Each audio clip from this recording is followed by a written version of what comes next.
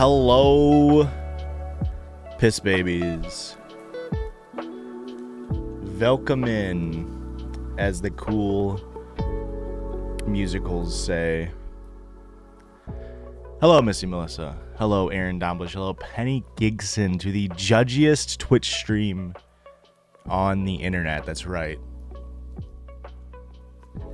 That's right. The official moniker of twitch.tv/judgiespod is the judgiest Twitch stream on the website. Molly Louise, thank you. Hello, hello. Welcome. Were you born in 1977?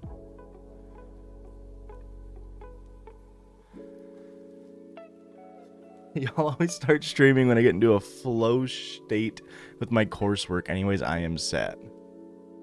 Same. Fuck yeah, baby. Welcome in, Blue Morning. Welcome.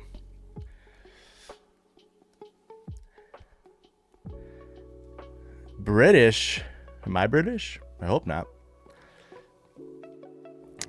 Speaking of British, I got some stories to tell. I'm gonna be yapping. I'm gonna be playing RuneScape. So the one person here who's like, fuck yeah, RuneScape, you'll be enticed. How's everybody doing today? It's a Wednesday, end of April.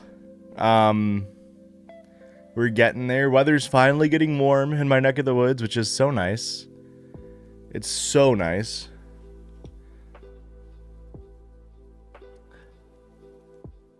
That's me. I've been so obsessed with RuneScape. It's crazy. Hello, Jolene Marie. Stressed. Finals for graduate school don't play. I can only imagine. Good luck on that. Good luck on your theses. Does every graduate student do a thesis? Or is that only like certain... I assume everybody does a thesis, right?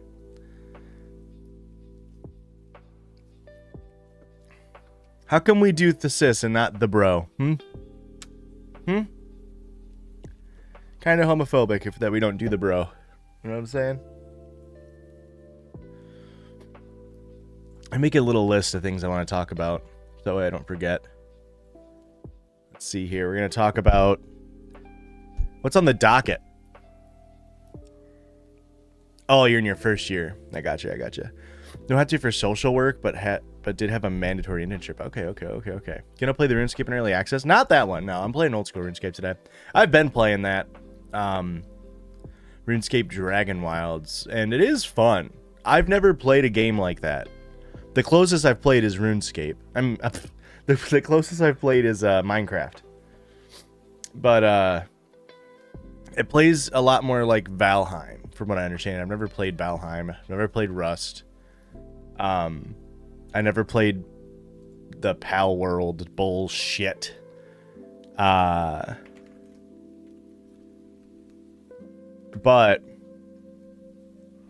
the game's pretty fun. It does have some issues, but, you know, it's early access, so what can you do? We're going to talk about me recording for Glee and then getting sick. We're going to talk about protest in Chicago. The hotel in Chicago. Stavros show. Probably the shortest part. We'll be talking about that. After the show / next morning. And then we're going to talk about the punk show.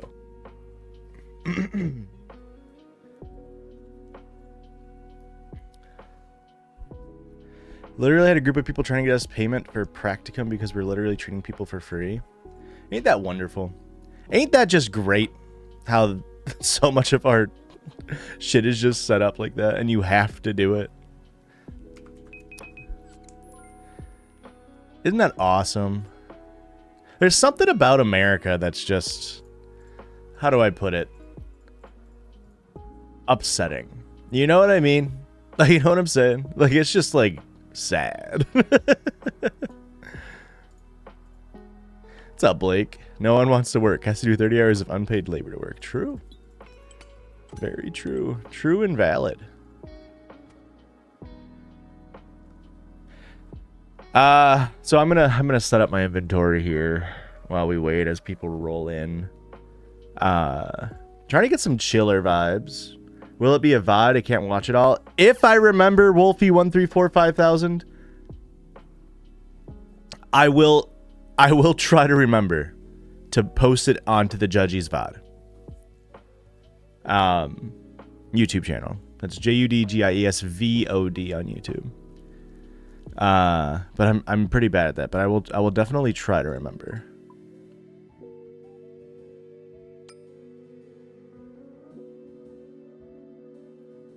Let me turn off the music in RuneScape.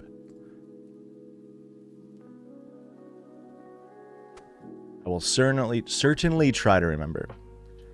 I don't know. Is that Editor Blake? I'll let them decide. Peach Carnelian, thank you for the follow. Welcome in. Welcome in. Peach Carnelian's a great name. I mean, it's a good name. It's fun to say. I don't know what it means. Am I peeking out? I don't know what carnelian means. I'm gonna be honest.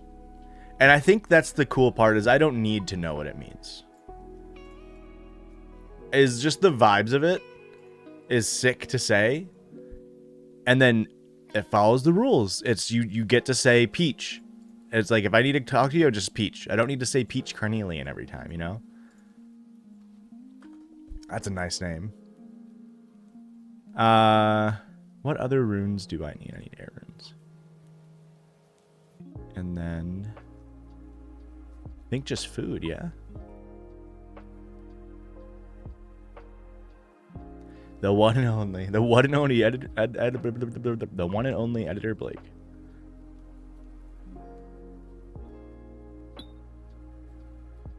Thank you. It's a gemstone, but also it's just cool to say. Carnelian is a gemstone. Let's get a look at this carnelian.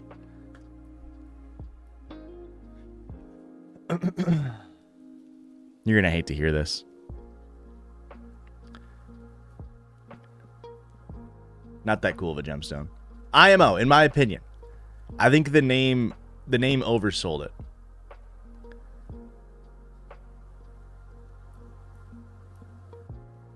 It's not the worst gemstone I've ever seen.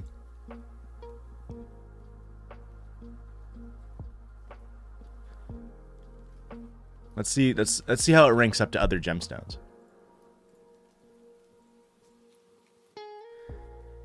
Okay. It's pretty, it stands out. It stands out amongst the gemstones, I'll say that. Whoa, Rhodonite's kind of crazy. I mean, that's kind of insane. Gay agate. Gray agate. Moonstone, albeit what, Moonstone? Albeit what? You're a celebrity in the 50-minute drives I take the class each week. That's funny. Yeah, Blake's pretty much friggin' famous. Yeah. Okay, let me make sure. I think I have everything set up right. I don't know what else I would need here. I can't remember. I haven't done this. Each Rhodonite was taken. That's very good. It's very funny. I think we're good to go. So, if you don't know, I'm going to be playing RuneScape. I'm going to be killing the same boss at least 50 times while I'm doing it. But that's just sort of the background. You don't need to know RuneScape because we're just going to be chilling and hanging out. We're just going to be talking to chat while I do this thing in the background. So, let's get into story time. How do we feel about the vibes of the music, first of all? I will change if people say it's stupid. Oh, you know what? I forgot a ring.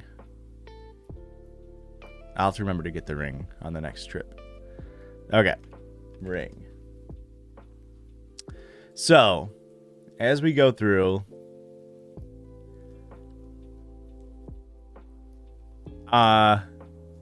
So, last week... on Thursday, I believe. Yeah, Thursday. I went to go record the first half of the next Glee episode, covering the first 9 episodes of the season. And went into it feeling fine, you know? Vibes are... How do you say immaculate? I'm going to turn on the sound effects. So we go in. I start recording. And about, I don't know, 3 hours into it, I start to feel a little sick. But this normally happens when I record Glee.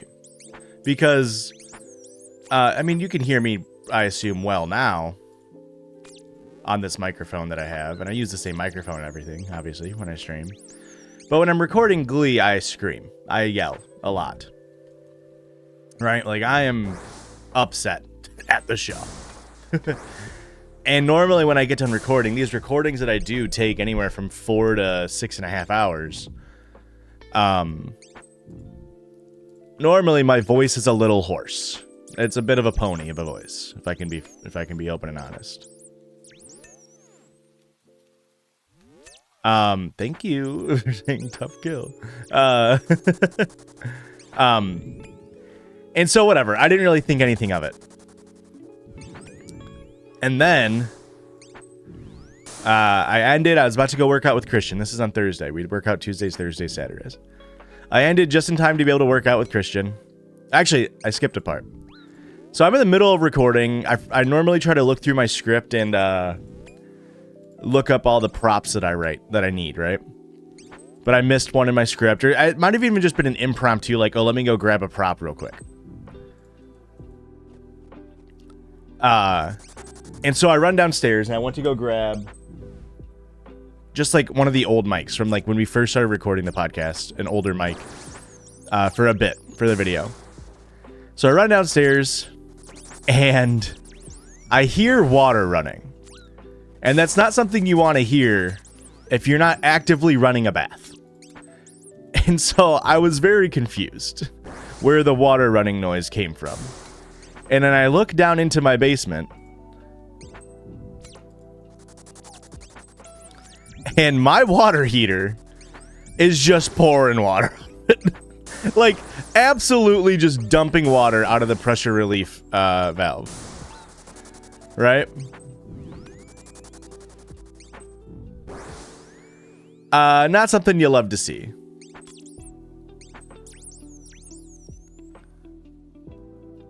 Didn't really get any drops in the first go, but that's okay. But we've been having issues with our water heater. I knew it was old. It was here when I bought the house. This now marks 3 years in a row. The first 3 years ago, furnace went out. 2 years ago, air conditioner went out, and then this year now the water heater went out. Hopefully the furnace and the air conditioner last longer than a water heater, but a water heater typically lasts like 8 years, you know? It's not meant... I mean, it should last longer, but whatever. You know how things are. And so I just turned off the water to it, came back up, finished recording, and then Christian's like, I can't work out today. Let's work out tomorrow. He had Good Friday off. And so then I get done recording, I sit down, I'm kind of just like drained. The amount of energy it takes to just scream into a microphone for 4 hours is more than you would think. And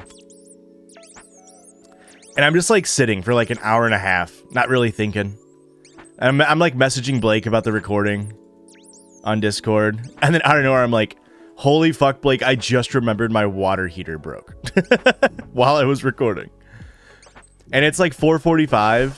And the repair company that I use for everything closes at 5. And it's like, if I would have remembered an hour and a half ago, I could have called them, right? But I call them, they don't answer. It's like, it makes sense. They're 15 minutes to close. Call my dad, he doesn't answer. You know, whatever. So the next morning, and I feel like shit at this point. Like, I felt like absolute dog shit. But again, I just figured I lost my voice from screaming about Glee, because it happens nearly every time. Next morning, I have to get up at 7 to call them right when they open. You know, that way I can get a guy out to figure out what's going on with my water heater. So I'm up 7 in the morning. Well, I got up at like 5:45. Call them. They come over in like an hour. They tell me pretty much like we can have you pay to replace this part. It's gonna be like $600, or you can get a new one. It's gonna be $1,200 install, whatever. But I was like, yeah, whatever. We need a new one anyway. Sucks. Didn't want to spend $1,200, but the woes of being a homeowner. Is this funny? Let me know if this is problematic. And you guys can't cancel me because I'm asking a question. So therefore it can't possibly be cancelable. But is it funny if instead of saying Jesus, I can't even say it. Instead of saying homeowner, I say homo nerd? Is that funny? Whenever you buy a house, you say congratulations on being a homo nerd? Or is that cancelable?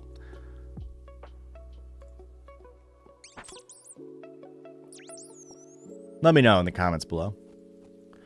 But that's the woes of being a homo nerd. I'm stealing valor. No. No.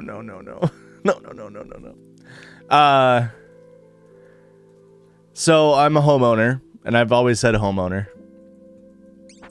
Depends on your audience. Well, I'm asking my audience right now. Whatever. And then throughout the day, I just feel like shit.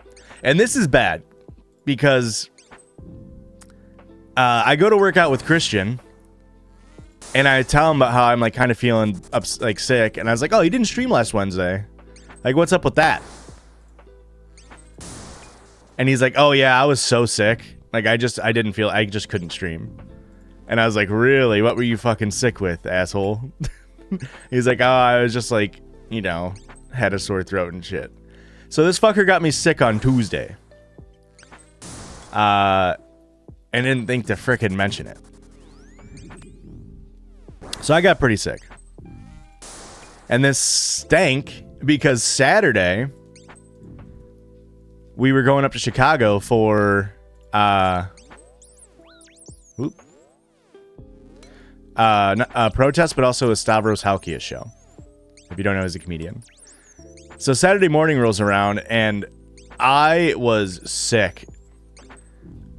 Let me tell you. I was already planning on wearing a mask to the protest we were going to up in Chicago.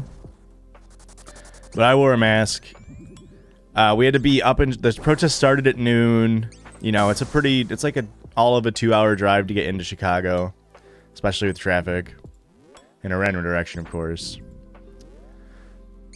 So I got up at like 7 on a Saturday. Sick as shit. Didn't really sleep. Go into... I went up there. It was my brother, Christian, Luis, my brother, me. Jeez, very awkward wording. Went with 4 people. Me, my brother, Christian, and then Luis, friend of the show, Luis, aka Steven. To go see, we all got tickets to see Stavros. Luis and my brother didn't want to go to the protest. Luis was a little fearful of getting black bagged. Which is an understandable fear. So we go up, and normally when I stay in hotels, I like to stay in an offshoot of Hilton, okay? Because I think Hilton's never done me wrong. Smiley Jane farts. Thank you for this sub. Thank you very much. What a name. Rune Square Shield. We'll take that. That's money. Boop.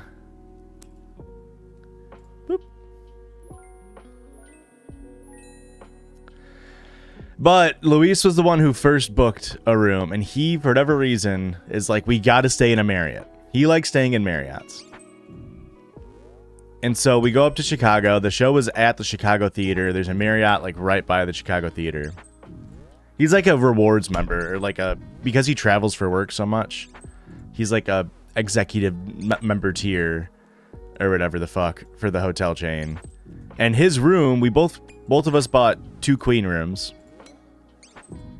like two queen rooms. His room got upgraded to an executive suite. And I was asking him, I was like, you know, there's a protest that's a block away. Yes, it is in production. Yes, it is.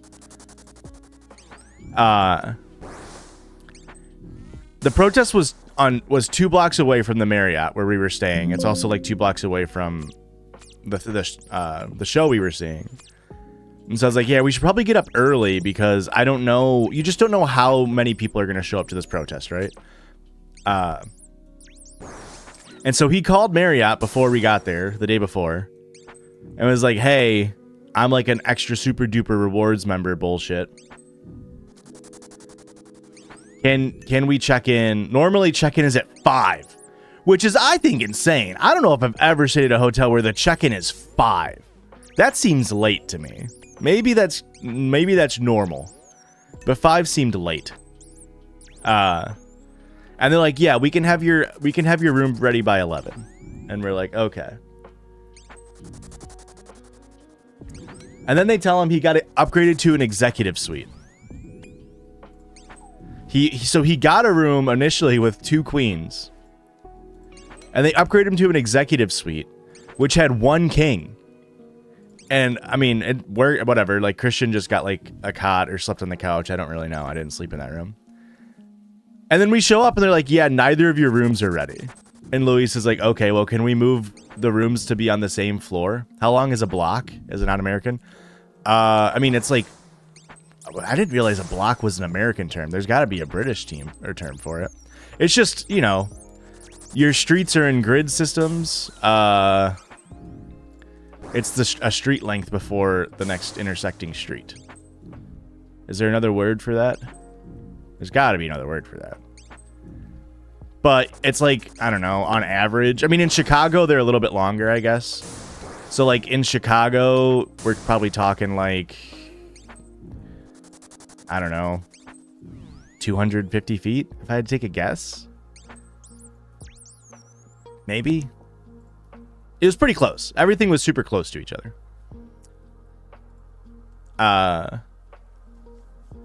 Was why I wanted to get in there early. So they were like, well, can you move the other room to be on the same floor as the other one? That way we're both just staying on the same floor. Obviously, we're not in the same room anymore. Or we weren't going to be anyway, but whatever. And they're like, yeah, we can do that for you, Mr. Luis. So we give them our bags.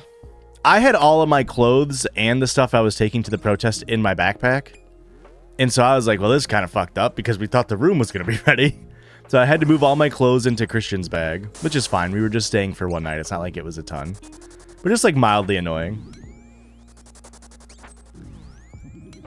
And then we walk over, we go to some like food court area. Had a very good vegan burger.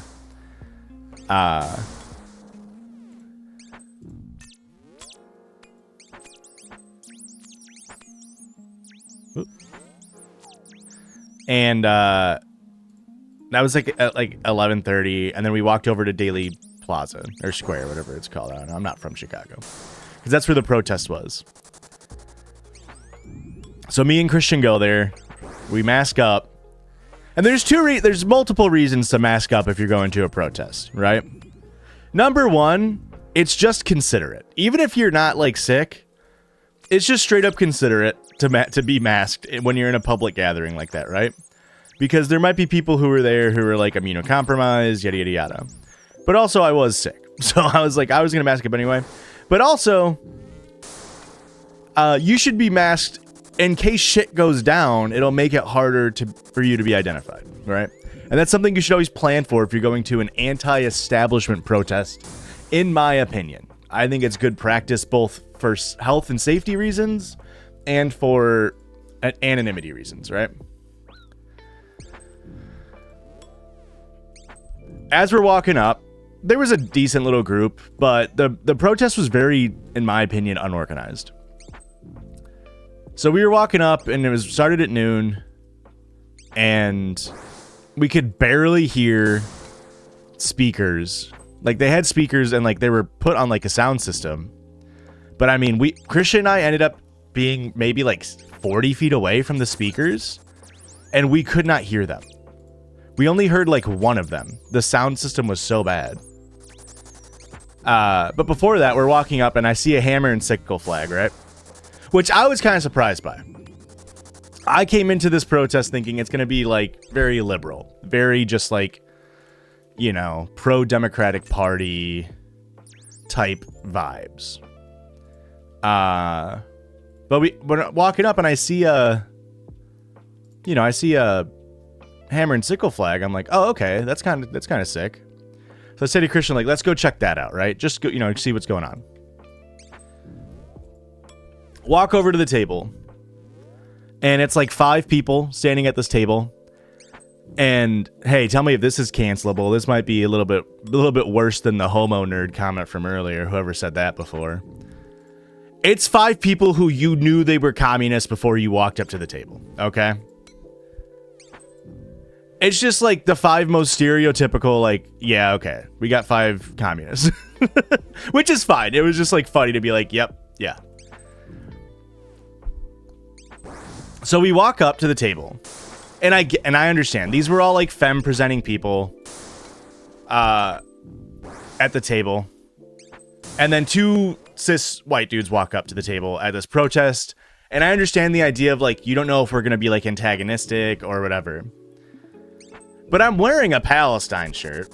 We're at this protest, and I walk up to the table, and I'm just like, hey, so what do you guys got going on here? And no one says anything. And if you know me just walking up to the table and saying something in the first place, pretty big step for me. All right. That's pretty huge for old Josh with his social anxiety.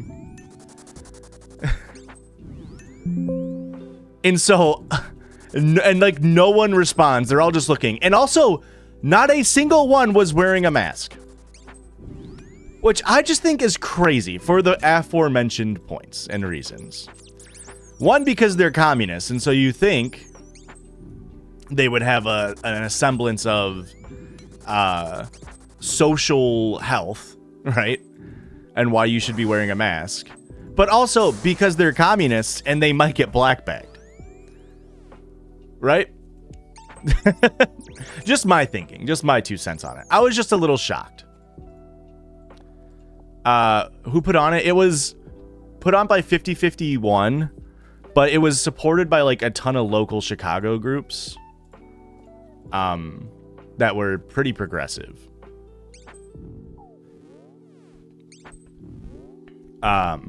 So no one says anything, and I'm just like looking at them, and then finally one of the people was like, yeah, so we're with this group, so-and-so, Chicago communist, something.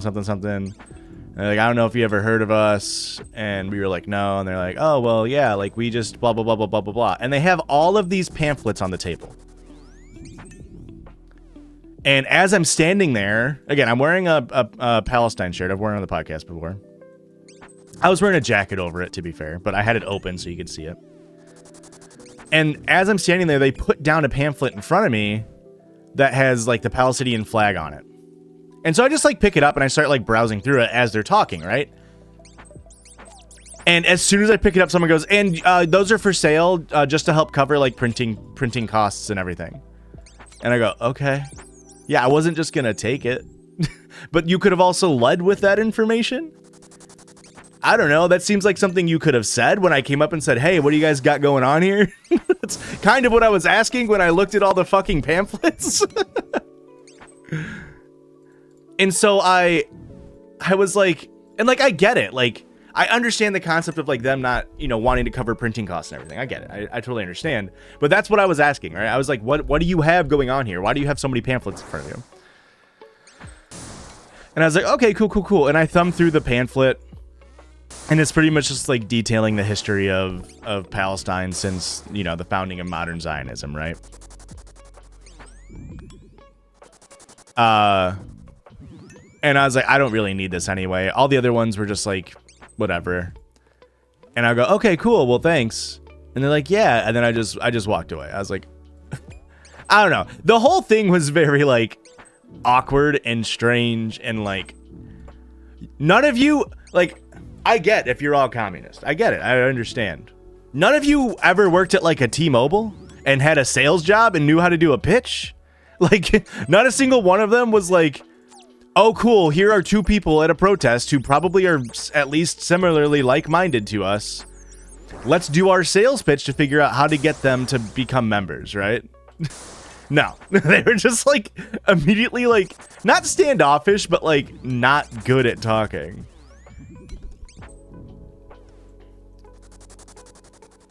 And so we end up walking away. I just think it's crazy that they don't have a face. Like, get one person who has a face that can talk, you know? Let them sell the pamphlets.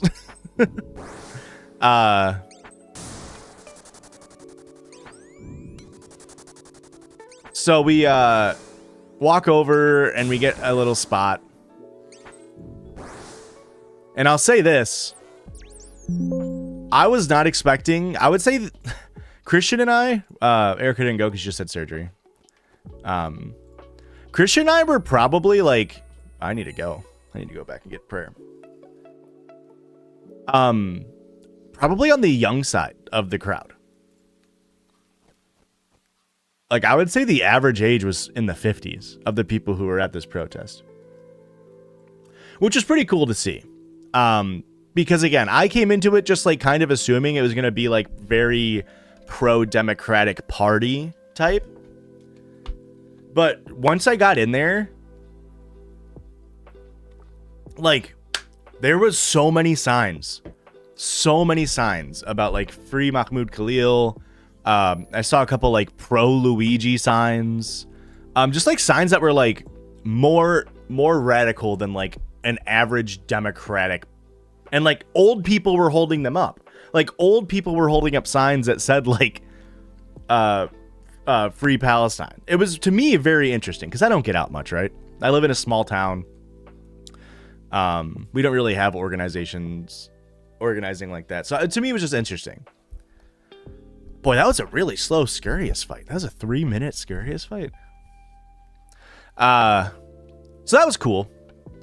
And then there was some there, and like but it wasn't even hippie vibes. They were like suburbanites. Like there was a lady in front of me who was just straight up like I heard the lady was talking in front of me. She's probably like 60-ish. And she was just like talking like, oh yeah, we went to the one 2 weeks ago for the hands-off protest, and you know, like blah blah blah blah, like, and she just sounded like she's like, yeah, we drove in from, I didn't hear the name of the suburb, but it was just like, I don't know, it was very cool. There were obviously a lot of lib signs. I only saw like one Kamala hat, maybe two. I didn't wear my Kamala hat. But I saw like one or two Kamala hats that were like, she was right. And it's like, okay, well, I feel like, I don't know. What has she said since the election? I don't know. It's kind of crazy. Other than I was right. And then they start, the speakers start going. And like I said, we can't hear shit. Like, we can't hear anything. All the dudes who had lower voices, the mic just like was not shooting their voice out. And then a lot of the people that had higher pitched voices, they were speaking very quietly. There was only like 2 speakers who would come in and like speak every like 4th speaker, and we could hear them perfectly. I would say the loudest cheer that we heard was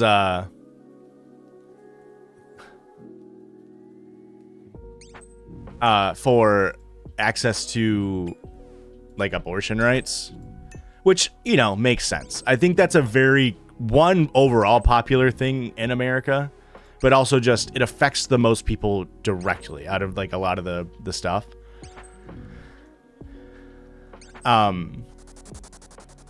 That's probably the loudest cheer, was securing access to like abortion rights.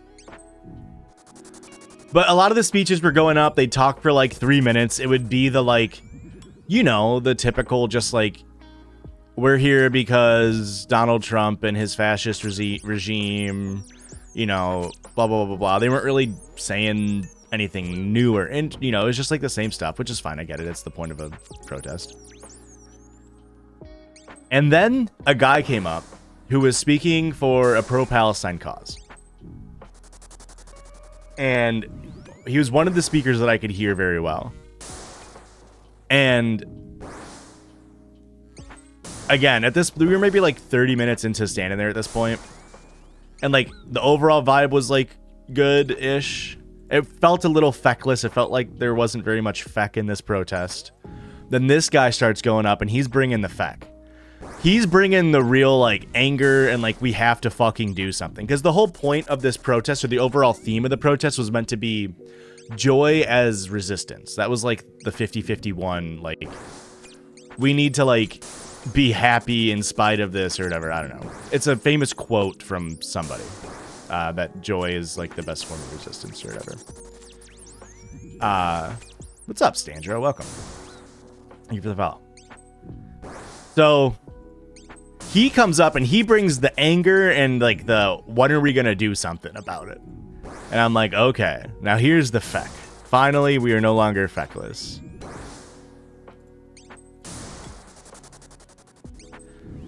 And he even starts a "from the river to the sea, Palestine will be free" chant. And everybody's going crazy with it. It is the second loudest thing outside of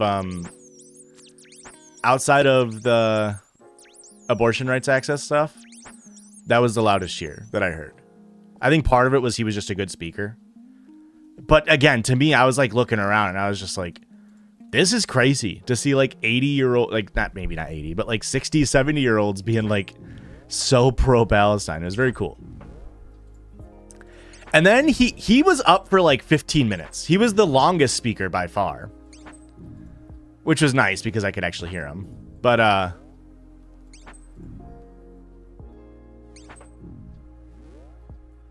he starts going off and he kind of just like starts going through the entire history of Israel-Palestine conflict. But backwards. He starts like now and how like America is helping and like black bagging people. And then he rolls backwards into like, he starts talking about how like October 7, and then he talks about how like October 6 there was still this happening. And then he gets to the Great March of Return in 2017 or 18. And he's just talking about the Great March of Return, which, if you don't know, was a peaceful demonstration done by Palestinians where they marched to the literal, border wall between Gaza and Israel. And it was a peaceful march where they walked up to the wall, like tens of thousands of Palestinians walk up to the wall and stood there and then turned around. And when they were doing this, Israeli snipers killed dozens of people. And there's like reporting on this where they would like, it literally, the scene from Lord of the Rings when Legolas and Gimli are like doing a battle on like who can shoot more people or kill more people. Like there's like actual reporting that like Israeli snipers were like having this like competition a la Gimli and Legolas. And like kids were shot. Like they had like competitions on who can take the most knees, or I think is like the quote. Right, it's a very violent thing for a very peaceful protest. And as the speaker's talking about this, guy in the crowd, the only guy in the crowd gets so upset. And he just goes, boo! And everyone just sort of like looks at him. And it's like this like 50-year-old dude, like gray hair, look like a normal guy. And he just goes, boo! And like the speaker keeps talking. And the guy just goes like, I couldn't really fully make out what he was saying, but he was just like, that's wrong. That's not what happened. You're lying. And I look over and he's probably like 20 feet to the right of me. And he's just like distraught and he ends up leaving. The only pushback I saw the entire time, which was pretty cool. That was the only pushback. And felt like a weird thing to have such visceral pushback on. A very well documented thing where Palestinians were just standing in Palestine and then we're getting shot by snipers. And he was like, oh, come on, you're painting the Israeli snipers out to be the bad guys. And so then that guy got done. Like I said, he went on for like 15 minutes, just giving like a history lesson almost. Which I know, I mean, I think is probably pretty good because I'm sure a lot of people don't know. Like, you know, there's no reason for a lot of Americans to know that. It's not like we get taught that kind of stuff, right?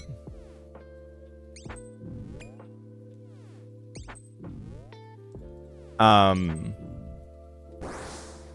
then a couple more speeches happen, and it's getting close to 1 o'clock, and the protest is supposed to be 12 to 2. The FEC had picked up for a second, but then it went back to just like the normal speakers, so the FEC had dropped off. You know, they were given a speaker would come up, talk for 3 minutes, they'd start one of the 5 chants, and then, you know, whatever. And then right when it got close to 2, they open up the fucking pit. They go, everybody split a line right here. We're gonna, and I thought they were gonna do a wall of death. I was like, this is crazy. We're fucking moshing at the fucking Daily Plaza in Chicago. But we start a march, and I didn't know a march was on the table. And so the march lasted about 50 minutes. We marched up and down the streets in Chicago. And the march was cool. The march to me was a lot cooler than the standing in the plaza. But I get the idea of like standing in the plaza waiting for people to gather and then everybody marches, right? But the march was pretty fun. Just marching around Chicago, chants going on. Lasted about 50 minutes, like I said. And then there's a little food drive at the end of the march. Started back where it ended back where it started. Can I eat this while he's eating it? Yes, I can. That's funny.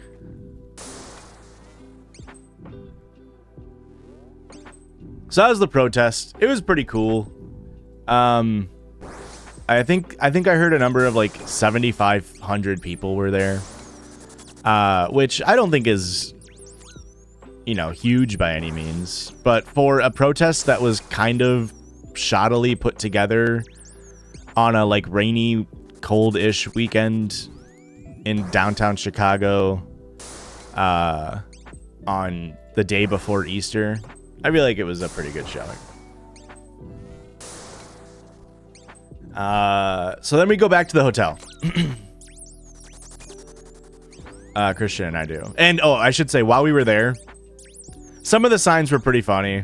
Whatever. There were some good ones. There were some bad ones. I would say, this is something, Aurora's dad has a sign at his house that says, he's like,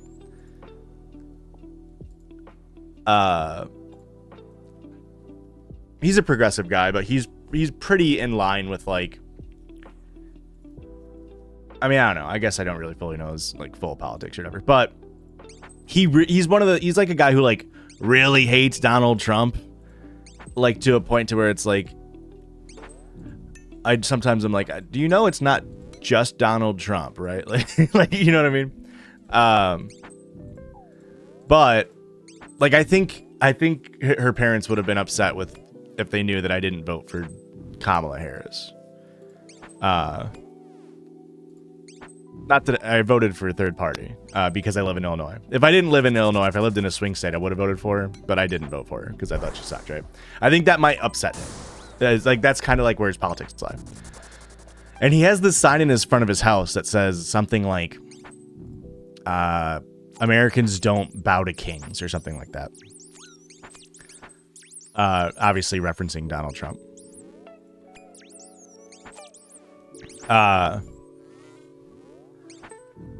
And I had never really seen that sentiment before. Vote out of spite politics, not vote from the heart. I don't know what that means. I don't know what you're trying to say.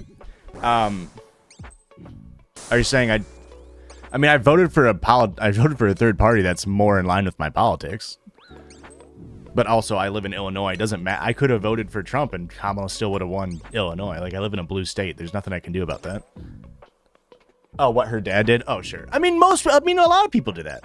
I don't think this is a hot take for me, maybe. But I've always been saying this since the election. Like, I don't blame anybody. I don't blame individuals for how they vote. I think it's a ultimately like unproductive thing to yell at voters, even Trump voters. But let's just look at the three groups of voters that the Democrats were trying to court. Those being the people who did vote for Kamala Harris, those who voted for, you know, quote unquote, more progressive third party candidates, a la I voted for Claudia de la Cruz, but even like Jill Stein voters. And then you have people who didn't vote, right? I think it's stupid to like endlessly harp on the voters and not blame the party.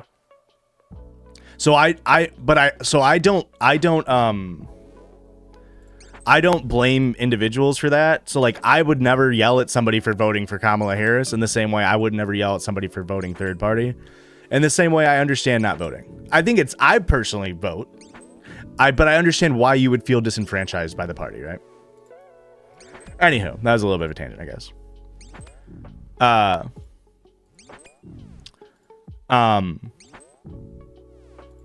So anyway, he has a scene, the sign that says like, you know, real men don't bow to kings or something like that.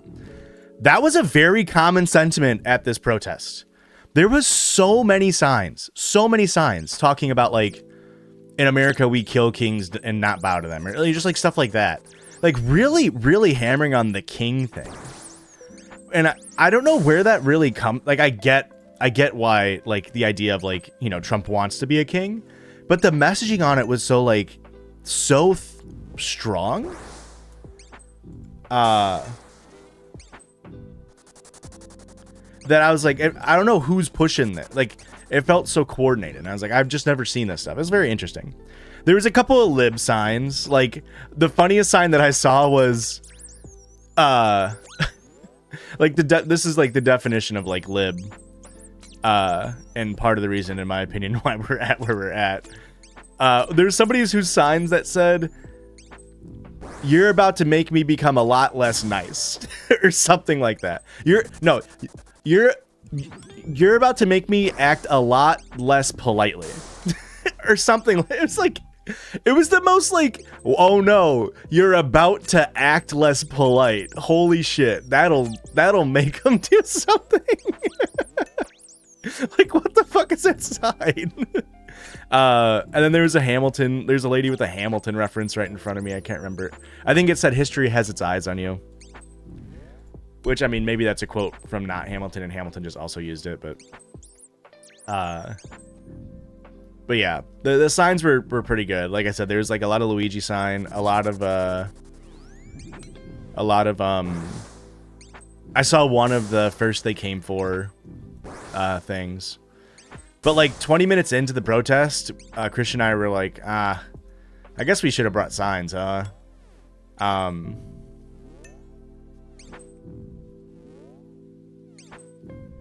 big vague signs like that so you can convey a threat without legally conveying a threat. No, you can vaguely convey a threat a lot better than you might make me become less polite.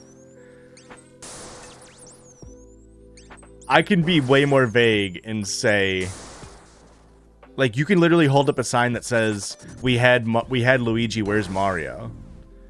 Like that's a vague threat of violence. I don't know. To me, it was just very funny.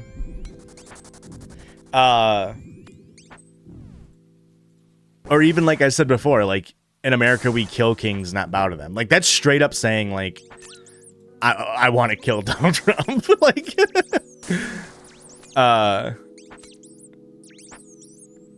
but anywho, what was I saying? Oh, but this we didn't bring signs, but a guy like 20 minutes into us standing there was just like, hey, I gotta go, you guys want this sign?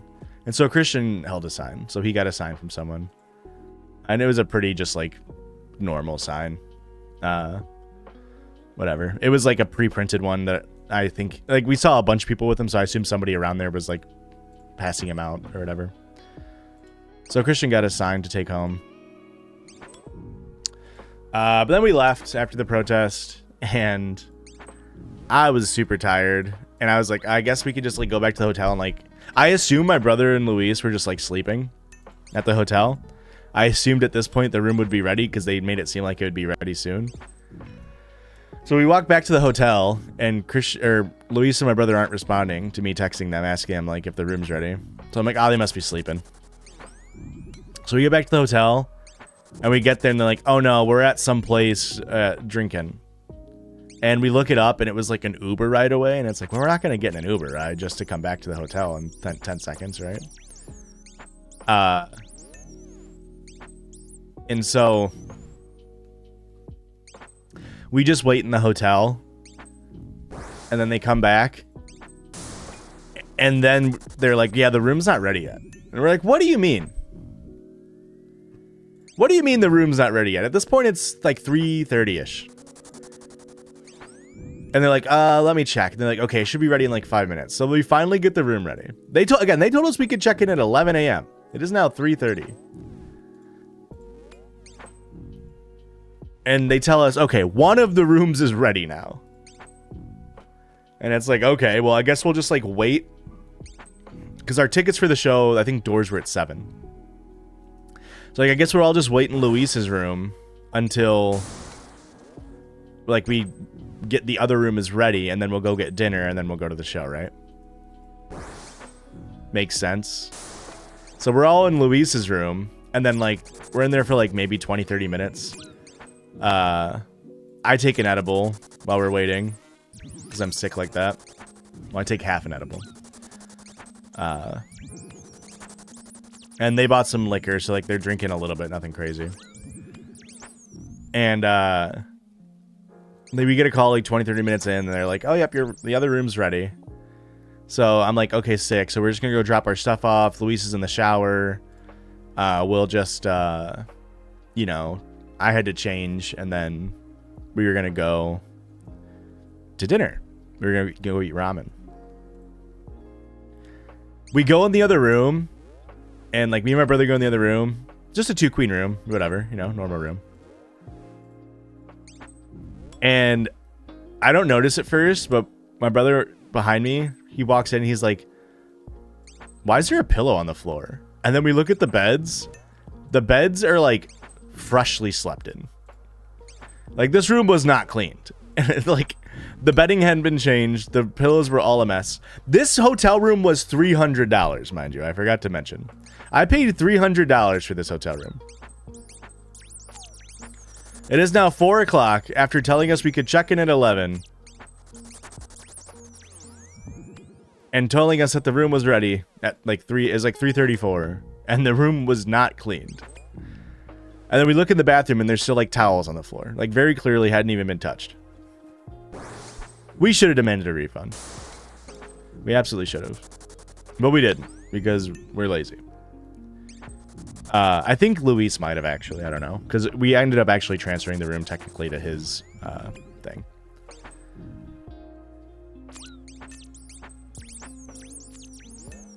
And so we go back to Luis's room and call the front desk and we're like, hey, we're in this room, but this other room that we're supposed to have, you said it was clean, it's not clean. And they're like, okay, do you want us to switch your rooms?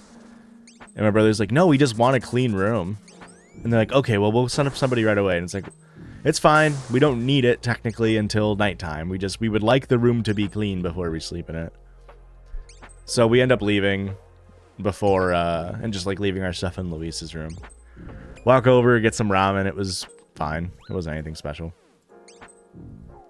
I can't remember the name of the place, but it was just north of the Chicago River.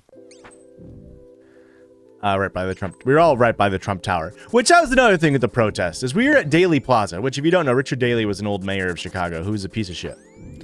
Why the fuck did we organize at Daley Plaza, which is like 6 blocks away from the Trump Tower? Why did we not organize at the Trump Tower, or at least like march to the Trump Tower? Wouldn't that have been interesting? We should have been a Karen, but we were not. But again, all this hotel, we even stayed at this hotel because I was like, well, we can stay at a Hilton. There's a good Hilton there. And Luis was like, no, Marriott's way better than Hilton. At this point, they were not way better than Hilton.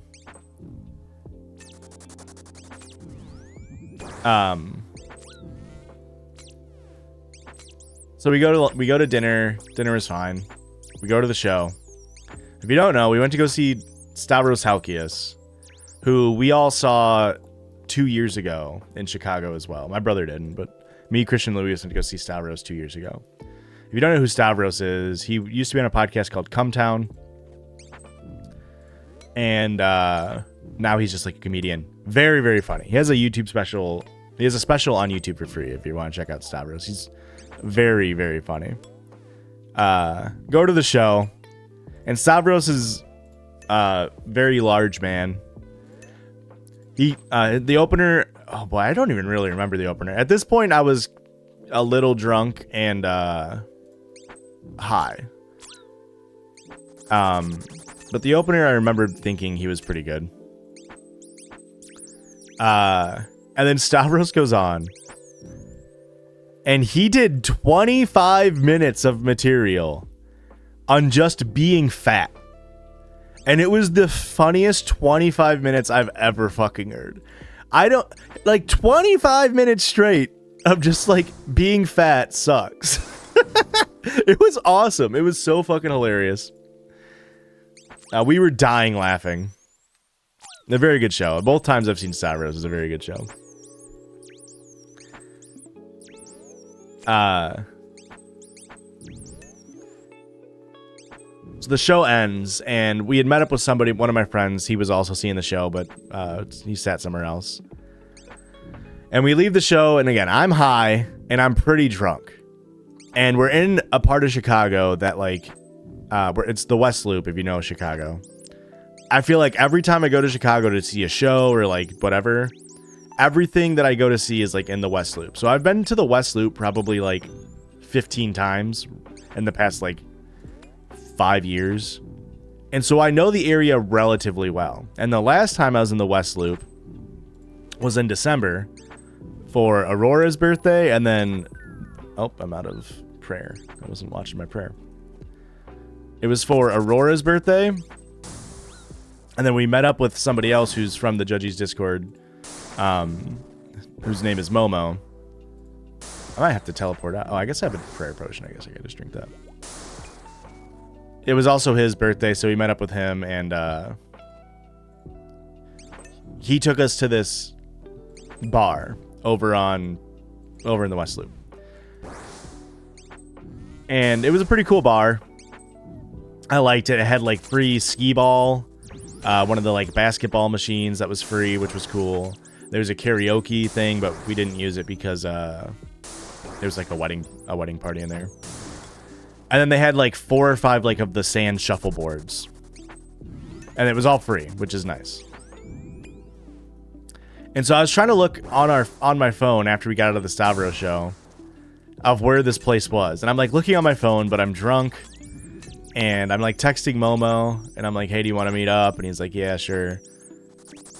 And he wasn't really texting me back on like what the name of that place was. And I couldn't find it. I'm drunk as shit. I'm high as shit. And eventually I'm like, fuck it. Let's just go to this place called Cindy's Rooftop Bar. And so I texted in the group chat. I'm like, we're all going to Cindy's Rooftop. And I just start walking there. And I don't know if anybody has ever seen the movie Beer Fest. Ooh, I got a spine. Nice. I don't know if anybody's seen the movie Beer Fest. But in Beer Fest, they get taken to a festival of drinking beer. It's like competitions. And then they want to go back, but when they were taken there originally, they were super drunk. And so they can't find the way back, but in order to find their way back, they get super drunk. That way they can be in the same mindset they were when they were there last time, right? And I swear, I kept saying it, I beer fested my way back to this bar. Because I start walking towards Cindy's Rooftop. Turns out Cindy's Rooftop is on top of the bar that I wanted to go to. And it's like, once I got to like in the area, my body just like, it was like, oh, I know exactly where to go. And I just led us straight to the bar that I meant to go to. Get pretty drunk. The drinks were pretty expensive. You know, tariffs. You know how the economy is. But I get pretty drunk. Very drunk, some would say. Does this guy ever give me a lamp, do we think? I don't think so. I think he just gives me a gem. But I got pretty drunk. After the bar, we go and get Taco Bell, which drunk me was very happy about. We eat it in the hotel, and Momo works in this area, and he starts talking like, we're telling him about how bad the hotel was. And he's like, yeah, I've never heard good things about this hotel. Which is so fucking funny. And Luis is like, well, all the ones I stay at are normally good, but this one's not good. And Momo's like, yeah, I've never heard good things about this hotel. It's like, well, that's nice. That's good to know, I guess. We eat our food, and I think it's probably like 1 or so in the morning.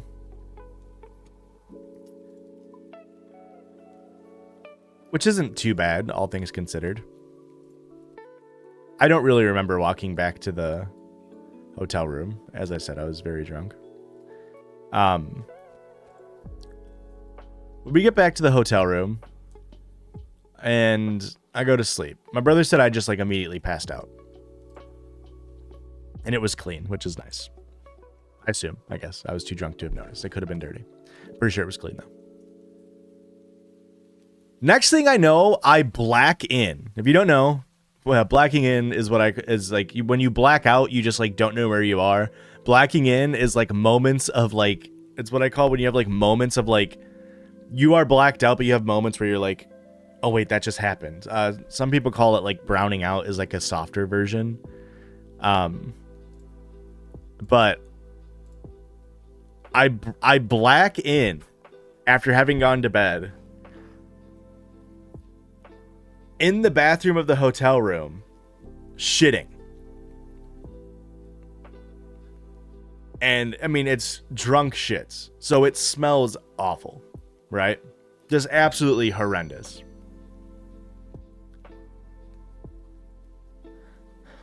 This isn't Oblivion now. I'm not interested in getting Oblivion. I know it's a hot take. So I black in and I'm shitting. And I'm just like, I feel like shit. I have a headache. I feel terrible. It smells horrible. And then I black out, and then I black back in, and I'm on the floor of the bathroom in a completely black room. But I don't know it's the bathroom. I just wake up and it's completely pitch black. The lights aren't on. And so I start like freaking out because I'm just like in a black room. I've been watching Dexter. I think I'm getting fucking Dextered, all right? I don't know what it is. All I know is it smells like shit. Probably from my shit.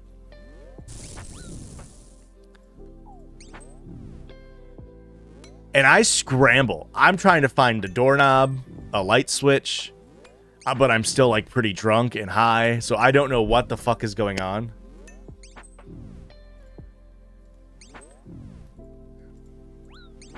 I did see that it's BDS. Yeah, because of Microsoft.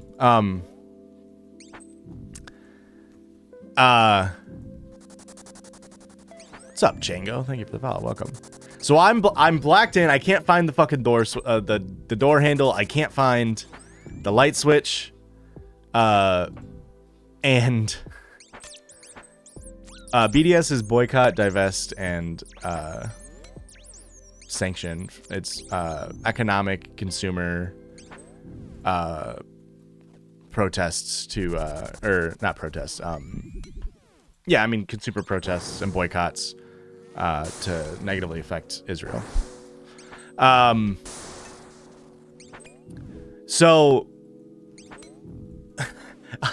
I finally find the door handle and stand up and open up the door handle, and I open it, and then like immediately it closes again. It's like it's a hotel bathroom. The doors are like designed to like you swing closed when they're left open.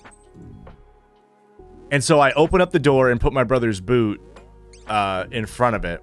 That way, like, it doesn't happen again. And I take like 2 steps out of the bathroom and go back to bed.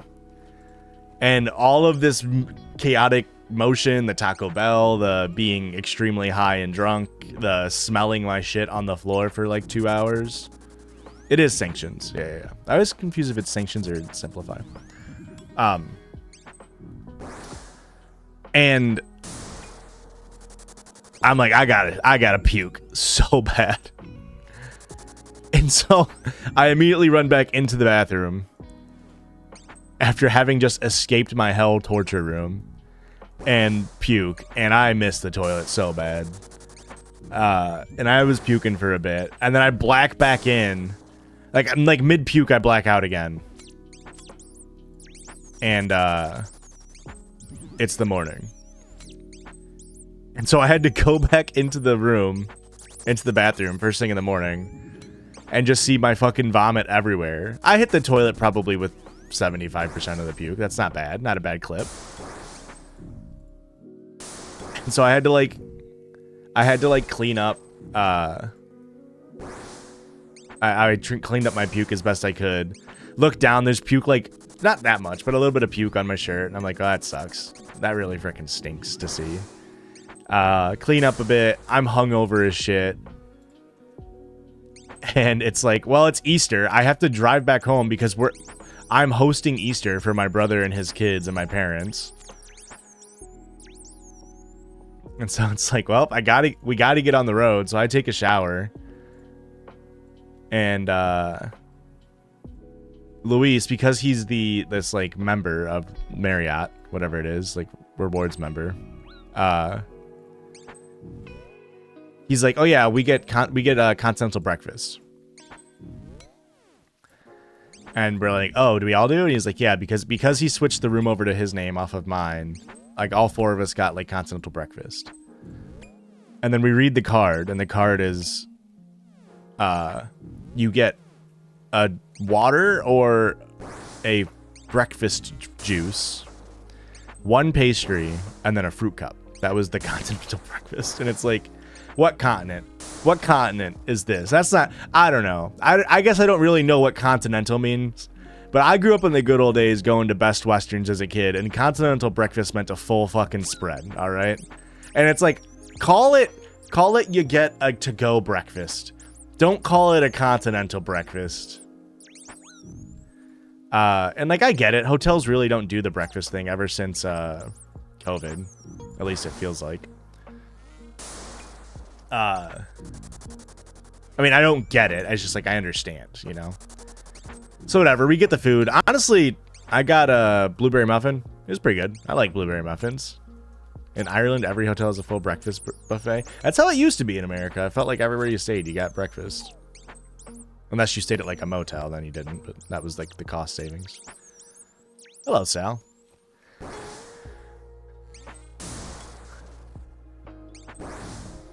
Ireland sounds great. We'll talk about Ireland a little bit later. Not for a super long time, but for a little bit of time. And so I'm hungover. I have to drive home. And we were supposed to host at noon. I told Aurora, I was like, yeah, I'll try to be home around like 10:30, 11. We get on the road. I am not playing this Scurrious Kill very good. That's okay. We get on the road. And again, it's like, it's always about an hour and a half to get out of Chicago. It's like 2 hours to get in, depending on traffic. It's always faster to get out. So we leave and we're driving home, whatever. I'm starting to feel just worse and worse as we drive. I can feel my voice like getting worse and worse, like my sore throat coming back on. At this point, I've been just like chewing on Dayquil and Mucinex. Just trying to keep shit under control, but my voice is just getting worse and worse. I think I drunkenly miscounted my Dayquils. I was like trying to take them every 4 hours like you should. And I woke up and like I should have had enough, but I didn't. So I must have just like doubled up at some point while I was drunk. And I ended up getting home around 11 and everything. And I was feeling fine. Like, I mean, I've powered through worse. I was in college, you know. I've gotten less sleep. I've been hungover worse than this. But the combination of being like no sleep plus hungover plus sick, I had like 2 hours of energy. While we were hosting, I ate some food, and then literally I was just like, nah, Aurora, I can't go to your family's Easter. Like, I'm dying. So I slept for Sunday. Monday, had to have the water heater come and get put in. So we, again, had to wake up at 6:30 in the morning for the guys to come over and put the water heater in. And then we just sort of sat around and did nothing because Aurora also headed off for Easter, I guess. I don't know. So we just sat around all day, did nothing, watched some Dexter, played some RuneScape. And then Tuesday rolls around. Yesterday rolls around. And I was still pretty sick yesterday. Not like really, I was just more like finally getting over all the mucus. I'm still like a very small sick today, but I feel pretty good. Whoops. And so Tuesday rolls around. And I'm playing RuneScape or whatever. Christian and I work out Tuesdays, Thursdays, as I said before. So I text Christian, but I normally text him on days we work out. Around 2:30, I'll text him and be like, hey, is 3:30, good to work out? Then sometimes he'd be like, no, I gotta wait till 4, or like we can actually go earlier. But he just says, yep, 3:30 is good. So I drove over to his house at 3:30, and I'm sitting there. I'm wearing what I'm wearing right now, just like a sweater with like I have a cutoff underneath, and then gym shorts, because I'm thinking we're going to work out.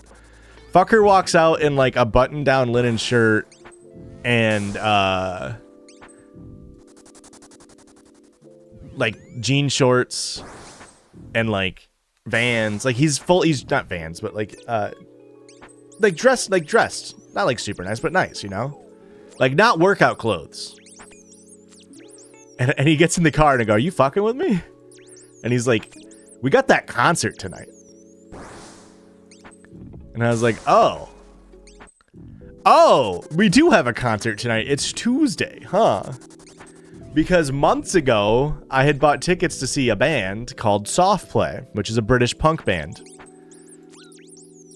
And this is where Ireland comes in, because they just performed with the band at Coachella, the Irish band at Coachella.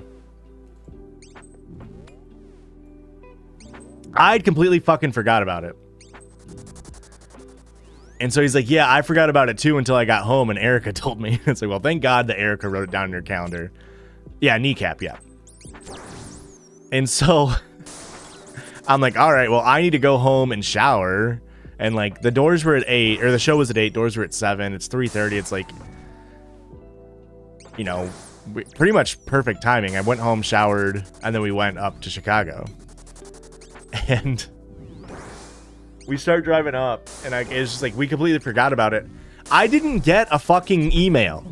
I didn't get an email being like, hey, by the way, your show's today. The last email I checked, was from a week ago yesterday. Like, I'm supposed to remember phone? Like, you're telling me I have to remember my events? What the hell is the point of having a phone?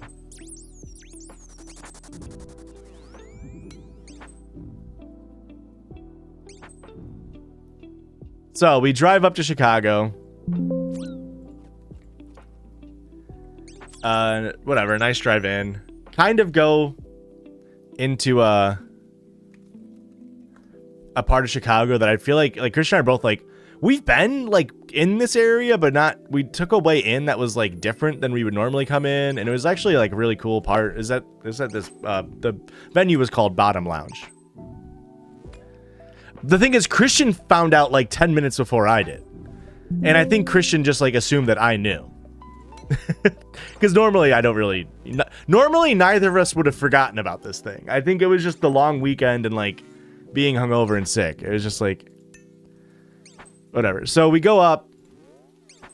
And if you don't know, the Chicago city fucked over their residents a while ago by selling off all of their rights to parking on their streets to a private company.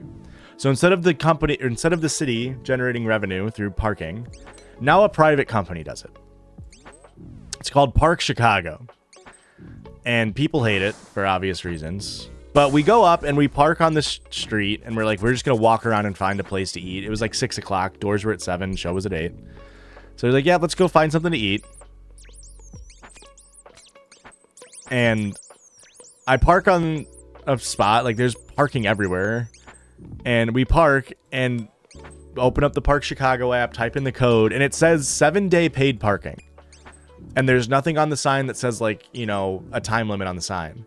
You go in the app, the most I could pay for is 2 hours.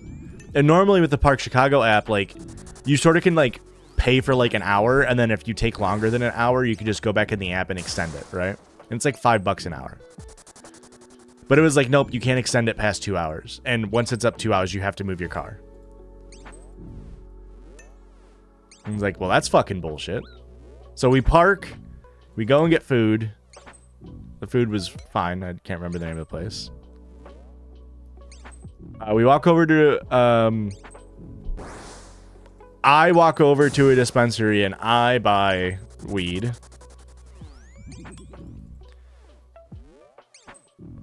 And then we walk back to the car, and then we moved the car, parked in this really nice parking garage, and we go into the venue. Which the parking garage was only, we were there for like 3 hours. It was only $15. And it was a really nice parking garage. Like when we walked in it after the show, all of the lights were off. When you walked in, all of the lights in the parking garage turned on. It's like, man, that's a very well-designed parking garage. Like it actually has like cost-saving measures. Like this is sick as hell.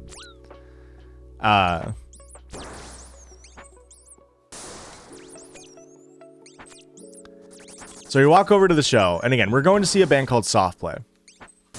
They're a punk British band. They're a duo. There's only 2 of them. And Christian and I only know 2 of their songs. There's a song called Mirror Muscles, which is on, they're both on our workout playlist. A song called Mirror Muscles, and then a song called Punk's Dead. But they're a pretty small band. As evidenced by they were playing at Bottom Lounge and, you know, whatever. Their opener, we walked into the venue. The venue's sick as shit. It was a really, really cool venue. Very small. There was a bar, and then the venue was very small. But they were both cool. And we walk in, and their opener is a band called Babe Haven. It's already sick fucking name for a band, right? We weren't aware of their music at all. Had never heard of them. Obviously a very small band. We go over to the merch table, as you do when you first go to a show. Try to beat the lines. Merch was just whatever, but Christian wanted to buy a Babe Haven shirt, because one of them says, like, you can't call this cat. It's like a play on, like, cat calling. They have a song called Can't Call This Cat. He's like, oh yeah, I'll buy this shirt. It's a pretty cool shirt. They do have a shirt that says, like, I turned gay at the Babe Haven concert. But if I can't say homeowner, then I definitely can't wear that shirt. You know what I mean? It also just, like, the design wasn't very cool to me. I will say this was... I've been to a decent amount of punk shows and goth shows with Aurora and Christian.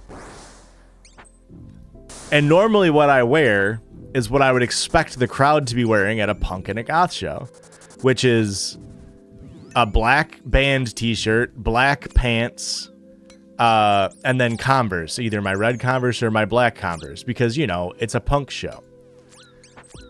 And most of the time I feel like I'm in the minority of what people are wearing there. It feels like most of the times at these shows, people are just wearing normal-ish clothes. There are other people obviously wearing what I would be wearing, but, you know, it wasn't the vast majority. Every single person at this fucking show was wearing all black. It's like the one time I didn't wear all black, everyone was like, no, actually, we're all wearing all black. And you're kind of an idiot for not wearing all black to this show. We're like, all right, fuck. So the show starts. Babe Haven comes out. There are 4 queer women from North Carolina. 4 queer Southern women, right?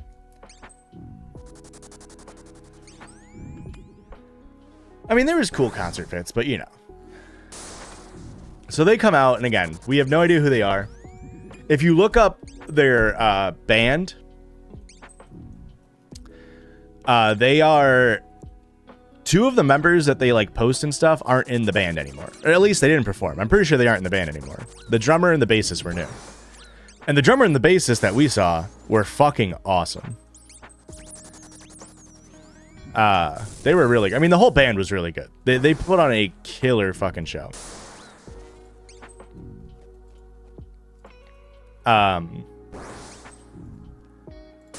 But if you look at their like marketing, they kind of just like the vibe. I don't know. They look like goth chaperone kind of, and that's not like really the vibes they were given anymore, which is fine. But they're punk, and they're kind of like more heavy punk, which makes sense because soft play is kind of a slightly heavier punk. But they were so fucking good, and they have songs that aren't as heavy. If you go ahead and give them a listen, I think one of my favorite songs is or one of my songs that I liked from them is called "Blind Yourself" or something like that. Let me pull it up. Whoops, liked songs.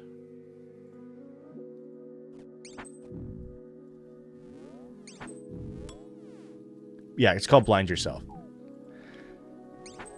But they were awesome. I mean, they were really, really good. And so one of the performers, I believe the lead singer and then the guitarist, who also does vocals and has a couple songs where she sings vocals. I was looking it up today because I was trying to figure out, like, why did these two members leave? I think the guitarist and the lead vocals are dating. And similar to my comment earlier about the communist table, they were very I tried to say this in the car. They were very clearly for queer people. Okay? And I only say that, one, because when I was trying to say it in the car, when I was telling Christian this, I said they were very queerly gay. Which is kind of funny. But they're very clearly all, like, queer people, right? And I only say that because after the show, so one of the guitarist was wearing pretty much like just a vest, is like a cheetah print vest with no shirt underneath, but had like pasties over their nipples, right? It's a very cool outfit.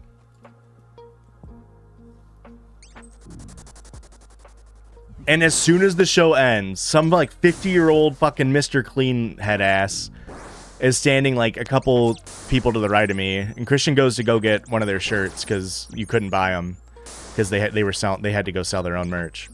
So he left before Softplay had come on stage, and this old dude just walks up and is like, "Oh, they were pretty good. Man, if I was 22, I would have been front row staring at that chick with no shirt on." And I was just like, and that's when I came up with that. I was like, dude, they are very clearly queer. Like, what the fuck? And then on top of that, even if they were straight, obviously, that's an insanely disgusting thing to say. But then on top of that, like, multiple of their songs was literally like, a man looked at me, so I ripped his fucking eyes out. Like, one of the songs was literally like the song, like, "You Can't Call This Cat," is like, they opened it by saying, like, how many people here have ever been catcalled before? Or how many of you ever been made uncomfortable by a man? Or like, it's like literally like half of their songs, the messaging was literally like, we kind of, like, one of the songs, like, the lyrics were literally like, I wish I could walk around a city and feel safe. Maybe then I could be more free. And then this guy, his first fucking response is literally like, that one's really hot. It's like, appreciate the art. I don't know. Like, it was a sick show. They all had sick outfits on. It was very, very cool.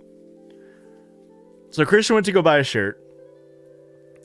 And I was just like waiting. Softplay comes on. First thing Softplay does, again, it's two dudes. One, this is crazy. Let's see if I have a picture here. Softplay, it's a two-person band.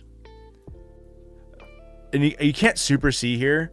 The guy on the left, who's the drummer, is the lead vocal. He's lead vocals. The guy on the right, he's the guitarist. So that's all they have. They have a guitarist and a drummer. And the guy who drums does like pretty much 99% of the vocals. And he's a standing drummer. I don't think I've ever seen a drummer who stands, let alone a drummer who stands and also does lead vocals. It was fucking insane. The dude was going crazy with it. And then pretty much like the first thing they do. Oh, here's the protest we were at. They had like a CBS News Chicago thing. Pretty much the first thing, like the second song, the guitarist just comes down into the crowd and like gets walked out to like in the crowd, and eventually he ends up. Well, this was later. He did it a second time. Like he was like, I was pretty far back from the stage because I didn't want to mosh or anything. Like we were probably like 30 feet back, 40 feet back. Dude's just like fully in the crowd playing guitar, and the singer was also just like right over, or the drummer was also down here. They put on a pretty good show, but like I said, we only knew 2 of the songs, and I think the mixing on Babe Haven was really good. Like it wasn't super loud, and I could hear what they were saying versus, you know, a lot of concerts the instruments are so loud you can't really make out the lyrics unless you know them. And that's how Soft Play was. Out of the 2 songs that we knew, outside of those 2, I could not tell you what the fuck was going on.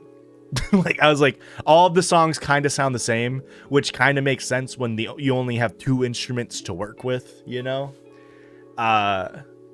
And so after they played the 2 songs we knew, it was like 9:35ish, and it was like, all right, we're just gonna head home. Like Christian had to work the next day. It's still an hour and a half, 2-hour drive to get home anyway. We had to walk to the car and everything. So we left, and I feel like because we got such a good opener, it kind of satisfied the like that was a good show. You know what I mean? So it kind of gave that feeling of like that was worth it because the opener was so good.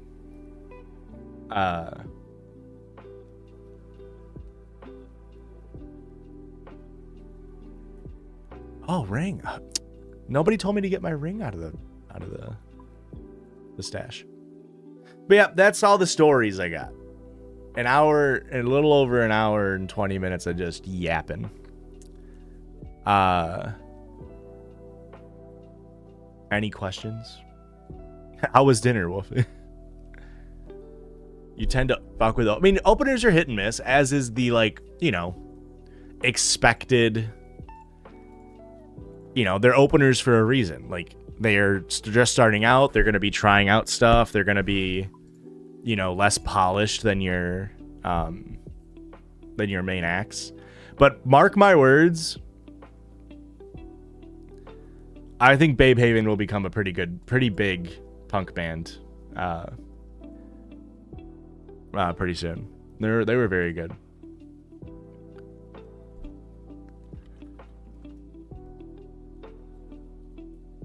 Yeah, if you look up Babe Haven, like you'll see like this image. I'm pretty sure this is the lead singer, this is the guitarist. I'm pretty sure this person isn't in the band anymore.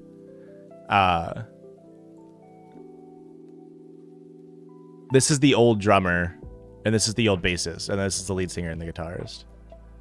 But now, yeah, I don't even see pictures of them. So they must be like really new.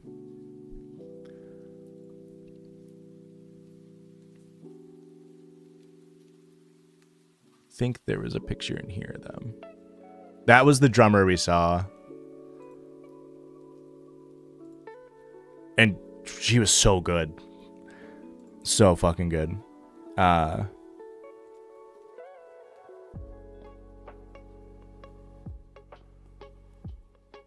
Oh, yeah, this is the lineup we saw was these 4 people.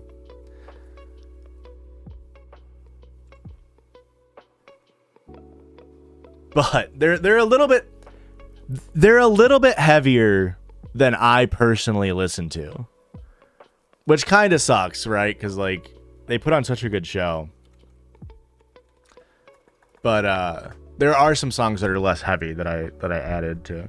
Some of the heavier ones I added to the workout playlist, and then some of the less heavy ones I just put on my regular Spotify.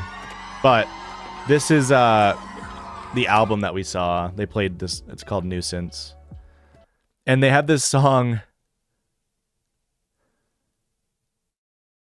called Girls to the Front. And I watched this earlier today. Where they just say, like, all right, get all the girls up here.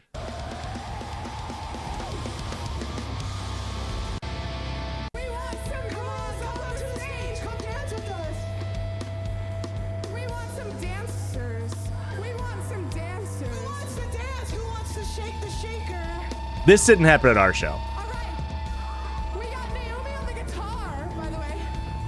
Naomi, and so they just like brought people up.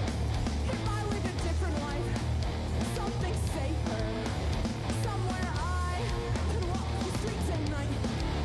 Maybe I'd be less vulgar. Maybe I'd be more stupid. Maybe I'd live free.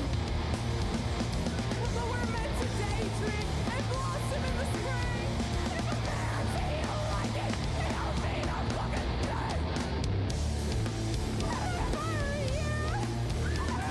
were you, if I were you, if I were you, hey you, carry the weight of the world on your shoulders. See how well you bear. You would never really hear us, and yet you want to be near us. You're trying to bear us off this course. That is not the night of the hour. And what if I were you? And what if I were you? And what if I were you?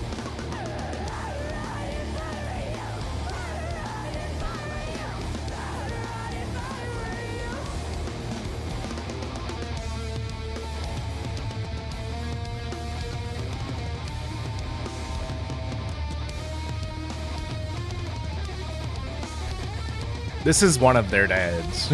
It's like fucking front row. I think it's the dad of the person who's not in the band anymore. At the end of this, Trophy!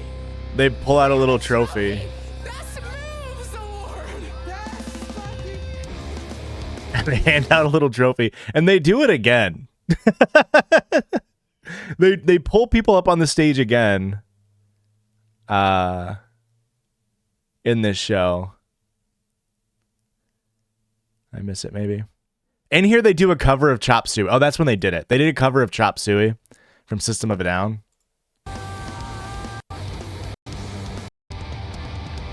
Who wants to stage dive? Get up on the fucking stage, bitch. And so she just like, get on the stage if you Everybody want to knows this stage fucking dive. song, so I want to see some movement. I want to hear you sing along.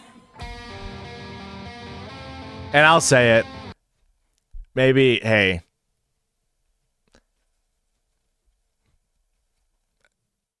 I don't think she did a very good job singing this song. I'll say it. And then I think it sounds good. Get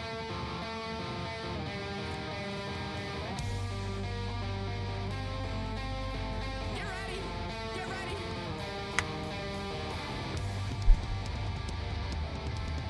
Who's stage diving? Let's go.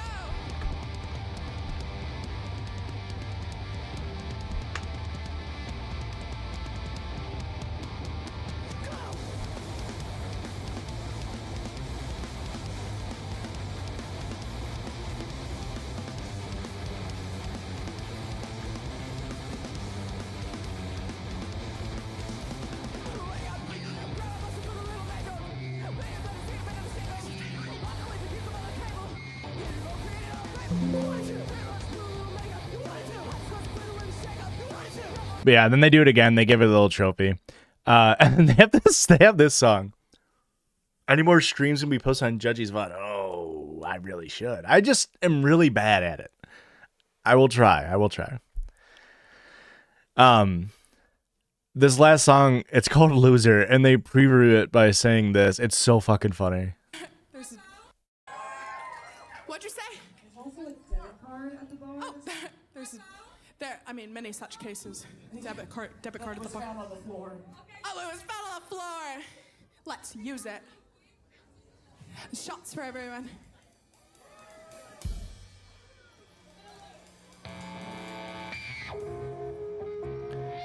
Intro the song. Oh, she didn't say it here. But they introed this song when they played it. They're like, this song's about a bitch we fucking hate. And it used to be called Lauren. Now it's called Loser. I don't know if Lauren caught on. But you can see the title card.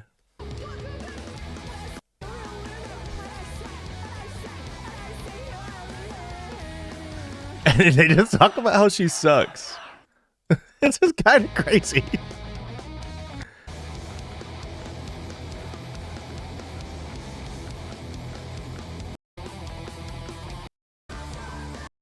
That's the part I was looking for.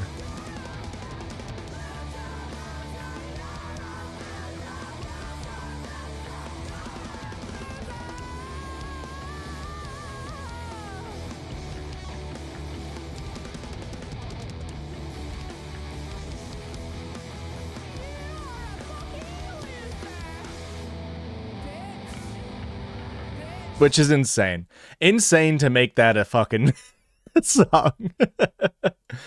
Yeah, it's Babe Haven. They were really good. I would recommend giving them a follow. They were very, very good.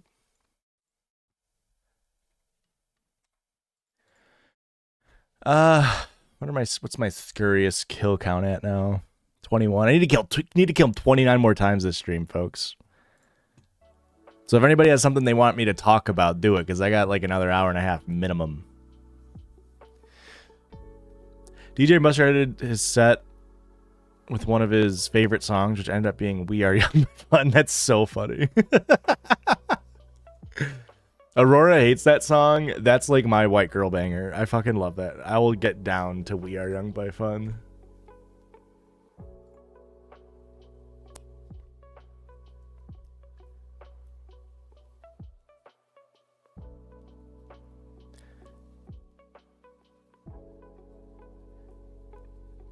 Yeah, I mean, it's kind of funny because like when we forgot about the show entirely, we're kind of considering like the tickets were $30 each, and it's like,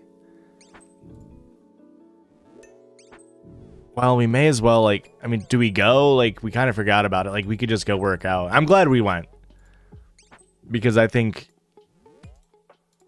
I mean, soft play was just fine.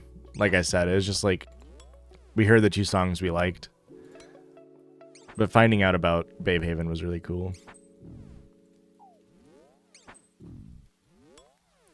SZA and Kendrick played 52 songs. Holy shit, 52 songs? I'm messing up my prayer flicks. That's pretty insane.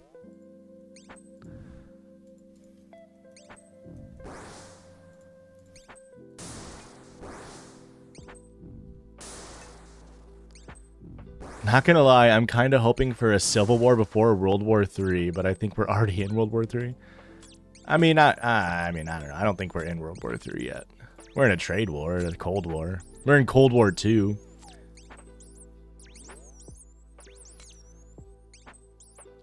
You're hoping for a civil war. Are you saying you're hoping for a civil war that way World War III is prevented? Is that what you're saying?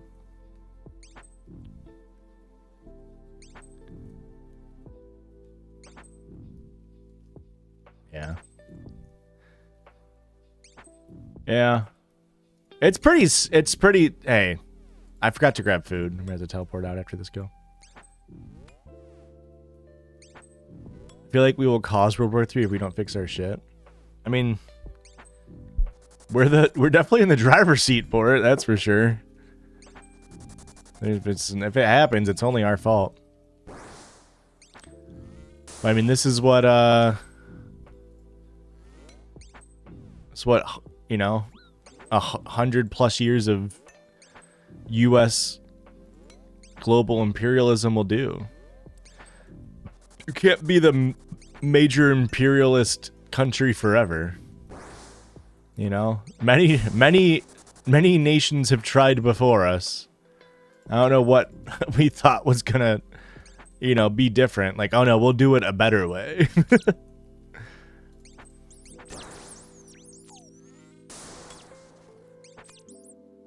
Can I eat this?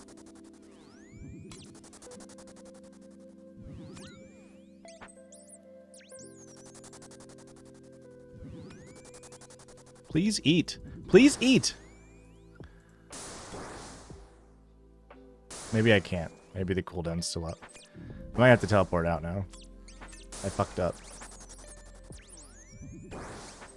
Can't wait for French Revolution Part 2 where we publicly kill the orange.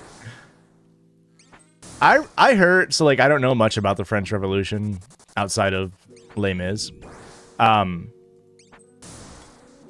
heard it referenced recently by people by saying that the French Revolution was a bourgeois revolution. And that was, it's almost as a means to like discredit how people feel about the French Revolution. But I mean, I guess I don't really even know fully at all, actually. I can't even say I don't even know fully. I don't know at all much about the French Revolution, but I guess it's a bourgeois. I guess they were classifying it. If I had to guess, they're classifying it as a bourgeois revolution because they didn't overthrow. I mean, they overthrew kings and then installed neoliberalism. So it's like you overthrew a tyrannical government and then put in place a government that is just as tyrannical with less. Les Mis is about the June Rebellion post-revolution. Ah, I had no idea.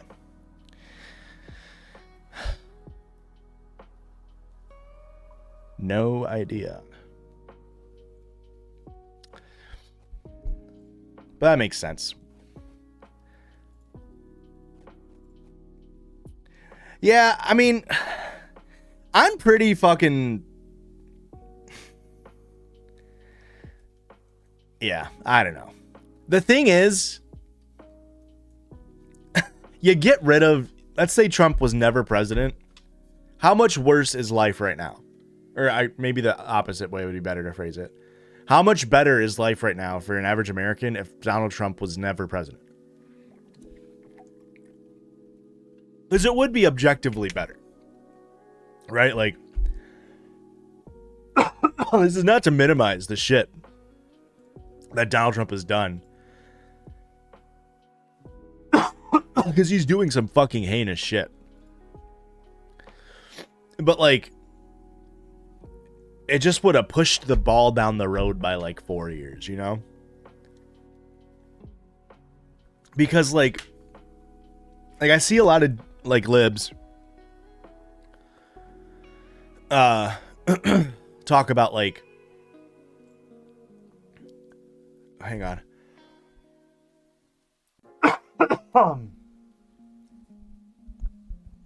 I see a bunch of libs talking about like how disgusting it is that like Donald Trump and like his press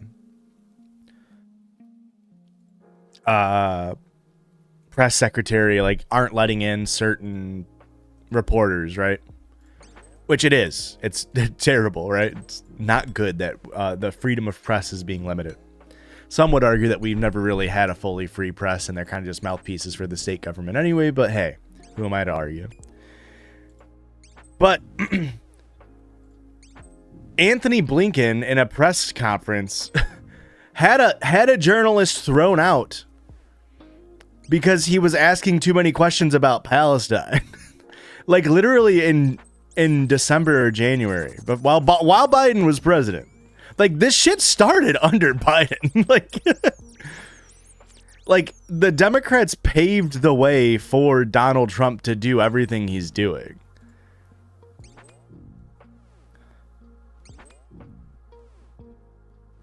And that like and I don't, it's not, again, that's not to say is like what Trump is doing isn't bad, but it's like it's crazy to me that when a reporter was like taken out by security under Biden's administration, that like nobody really reported on it. Liberal voters weren't like, this is disgusting, whatever.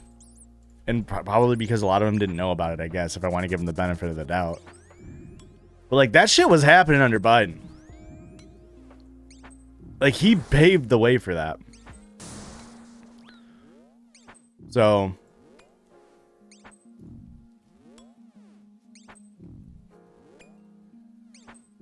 every time I Every time someone says yeah, pretty much I read it as Eric Hartman that proceeded to vocal say myself my impression.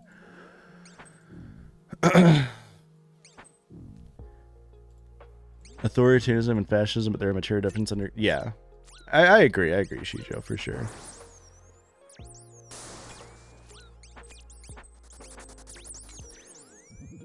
But obviously, there's like a growing sentiment of MAGA communism.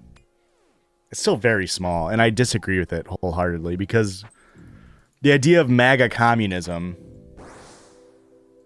is these are people who are like leftists, ostensibly leftists, who look at the state of the world and say, like, you look at what happens under Biden's presidency, right? So many things were getting eroded and got worse, but because a Democrat was in office, when it was happening, people didn't pay attention. They went back to brunch, the back to brunch liberals. But when Donald Trump is president, people pay attention. And the idea of these MAGA communists, from what I gather, from what I understand, is vote in, like there are people who are leftists, again, I'll put that in quotes, who voted for Donald Trump because he's so bad, so that people get angry at the shit that he does, and then therefore, theoretically, change is enacted. I think there's a lot of flaws in that. Namely, when Donald Trump is in office, he does a lot of material harm to nearly every single American. And obviously marginalized people get hit harder. So I do not believe it's ethical to be a MAGA communist.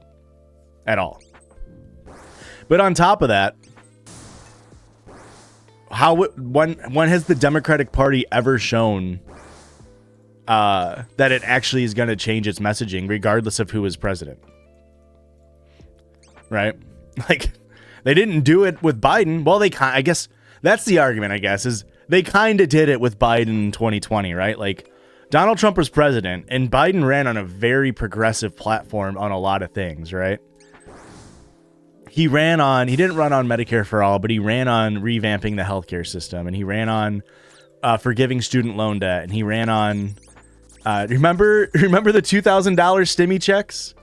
Donald Trump gave us the $1,400 stimmy, and Biden was like, when I'm president, Jack, you're going to get a $2,000 stimulus check. And then like week one of his presidency, they sent out a $600 stimulus check, and everyone's like, I thought you said 2,000. And he's like, no. 1,400 plus 600 is 2,000. And everyone's like, well, that's fucked up.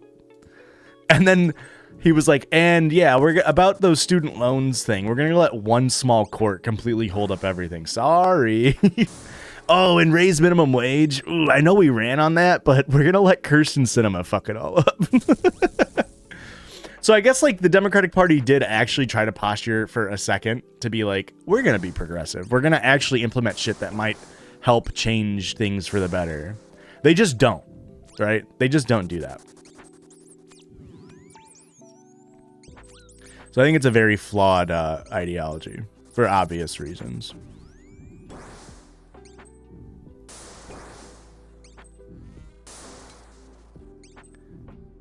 And then, especially considering, like, in the face of a second Donald Trump presidency, the Democrat strategy this time around was, let's be friends with Liz Cheney. They were like, yeah, actually, the border wall was a good idea. Actually, I'm going to build the border wall better than Trump would have built it.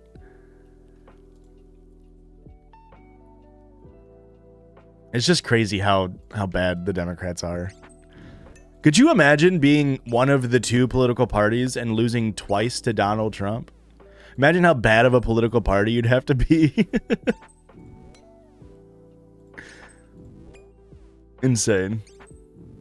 Absolutely insane.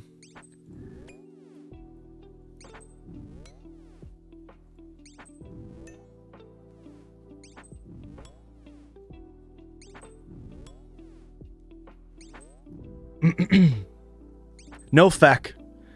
Democratic Party lacks any feck. And I'll stand by that statement.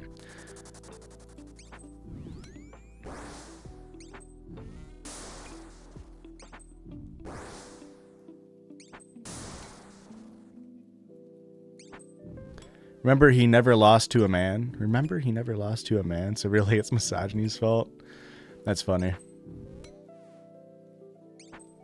I mean, really, he didn't lose in 2020 either. It was stolen. It was rigged. He only lost in 2020 because of COVID.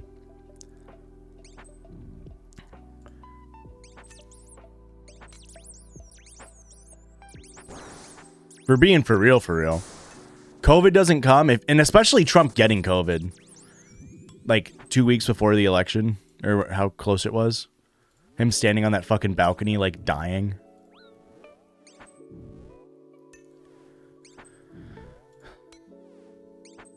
And then, I mean, and like ultimately, okay. Let's take a look at the 2024 election too. Like, Trump won in 2024 entirely because of the Democrats again. Because, like, people say, like, well, Kamala had a shortened, candidacy, right? Because, they didn't tap her until July. But that's the Democrat Party's fault. Like, Nancy Pelosi, Elizabeth Warren, like, even Bernie Sanders, like, every single person that's like a main figurehead in the Democratic Party until the presidential debates up, and even immediately following the Trump Biden presidential debate, we're just like, no, Biden's really good still. I know he looks like a doddering old fool that you would find outside of a nursing home when he shouldn't be there. Like, he should be inside during, quiet hours. But he's actually smart. He's super smart, I promise. And then the debate happened, and everybody was able to see what we all knew, which is that he's fucking ancient. And then they were like, well, now we have to get a new candidate. When, like, progressives were calling for the Democrats to primary him. Or, like, run a presidential primary. And the Democratic Party was just like, nah.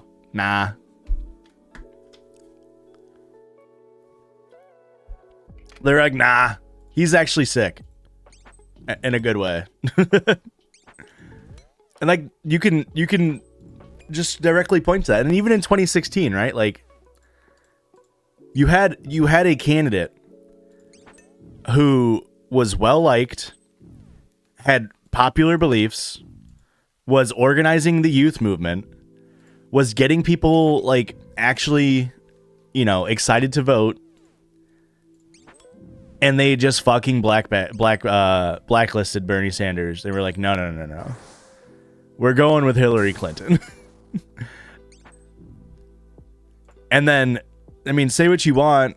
Like, obviously, it'd be naive to say that misogyny doesn't play a role in how people react to, like, Kamala Harris and Hillary Clinton. I would say maybe, like, but, like, Hillary Clinton also sucked. Like, and like, I feel like if Hillary Clinton ran on Bernie's platform, she would be more popular. But the issue is she's not. She just sucks. She's a Dem. She's a suit. She's a suit like every other fucking Dem, right? And a direct example of that is like Elizabeth Warren, or who I don't think is like super great personally, but she has a much more progressive platform than the suit Dems, and people liked her a lot during the 2020 presidency candidacy. Even look at people like AOC, like how popular AOC is. Again, she's not perfect. She has her flaws, things that I disagree with her with, but like, she's a woman. She's Puerto Rican, right? Like, she's not white, and people fucking love her. Like, I don't know. Like, there's Because like if the answer is like, well, we didn't vote in Kamala Harris because she's black Asian woman, then wouldn't the answer to that to be like, well, the Democrats can never run a woman then because, you know, people don't want a woman, which I think is not the right way to do it, obviously. They just need somebody who's good and doesn't just fold like a fucking folding chair. Like Kamala Harris is was such a like just mouthpiece for the DNC, such a disconnected person. And they once again ran entirely on I'm not Trump, which is pretty much what Hillary Clinton kind of ran on in 2016, right? Pretty much like, look at this idiot. You want this idiot running your country? And then Americans were like, yeah. We sure do. Yep.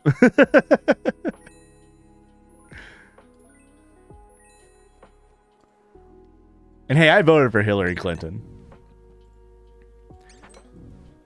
Goddamn right I did. I voted for Biden too. I didn't vote for Kamala Harris. I had changed my stance on that by that point.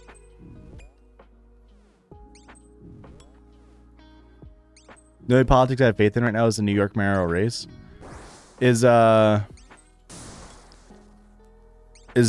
Zoran getting steam?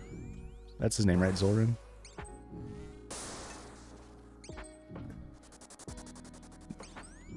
No, that's a RuneScape boss. What's his name? I'm blanking on his name.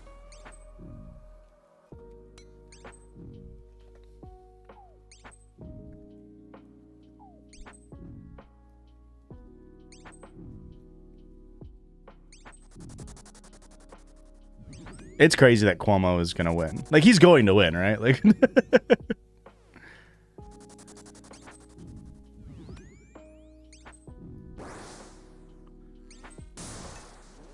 bro, like, gets outed for just being a fucking sex pest, and then there's like, yeah, and we're going to run for mayor now. Zoran, he's picking up steam. Oh, let's hope.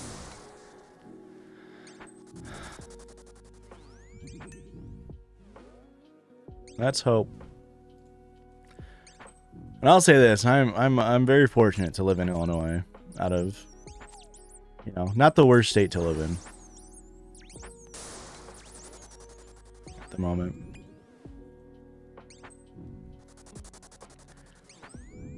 New Yorkers aren't buying the whole boo-hoo, help the 1% stuff. Yeah, but I think the hardest part with that is Cuomo just has name recognition, and so many people just. They want names. And, like, especially with Cuomo, like, you know, he not only does he have name recognition, but he also has the, like,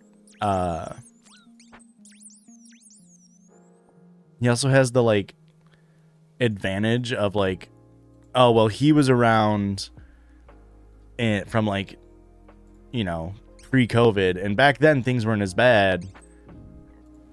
Like, I don't think people would really associate him with, like, bad things.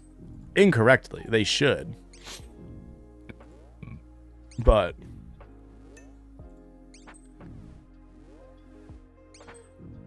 New York Post tried to blast around for running on a platform attacking the rich and giving freebies to the poor, and all the comments telling them to shut up. Yeah.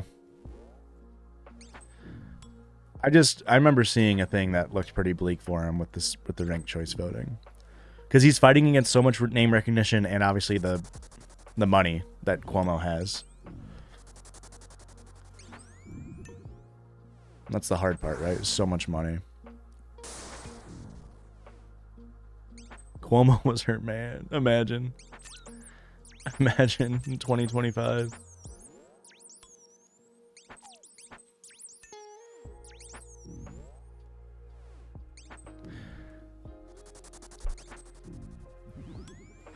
It's pretty obvious though, like in 2028, JB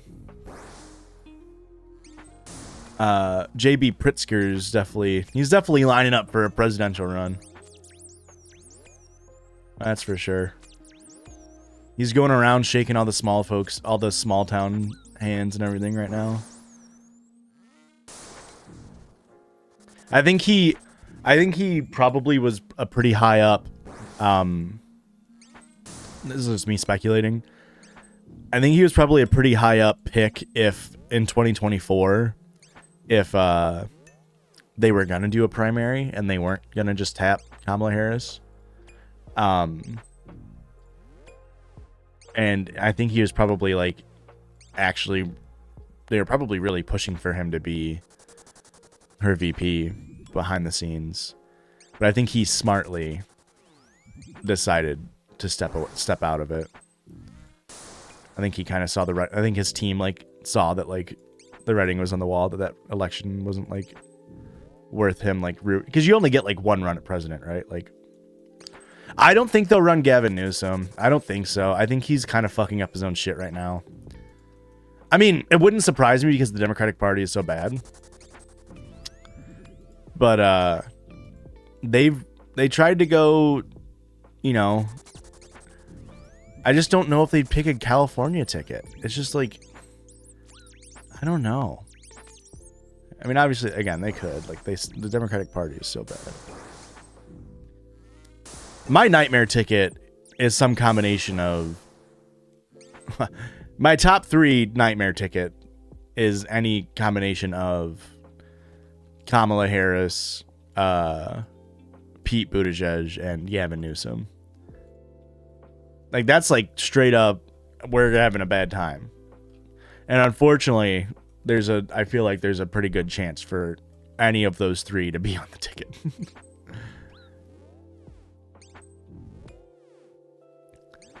I don't get how people can watch Pete Buttigieg talk about anything and always all of the comments are constantly like, it's the same shit that happens when we see Obama. And I think that's what drives me insane is like, it's like people really mainly care about optics. And so whenever Pete Buttigieg talks or you see like a clip of Obama talking, people are just like, oh, we wish we had somebody this well spoken in charge. And it's like, if Donald Trump spoke like JD Vance or like Mike Pence, he would still suck, right? Like but maybe not. I don't know, because like Obama sucked. Pete Buttigieg kind of fucking sucks. And people just buy it. They just fucking buy the shtick. I don't understand it at all.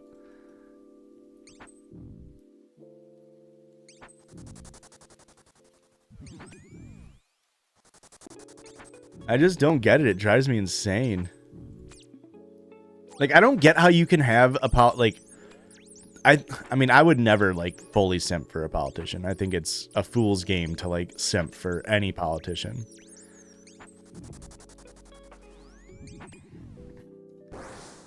But I don't get how you can have politicians who actually seem genuine, like real human beings, a la Tim Walz and Rashida Tlaib and Ilhan Omar and like AOC and Bernie Sanders. And like, I would even put Elizabeth Warren on the list too, even though I disagree with her a decent amount.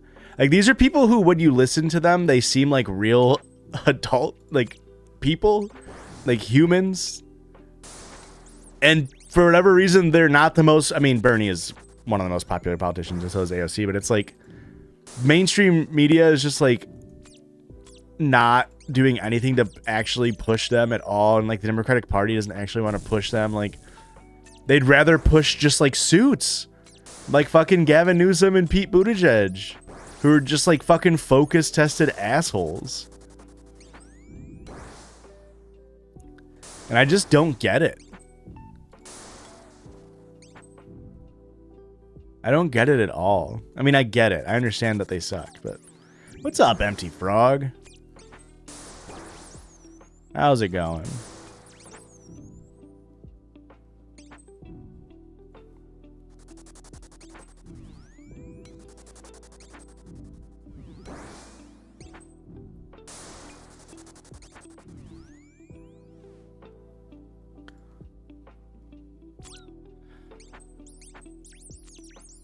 Who's the governor of Wisconsin? I don't think I know their name.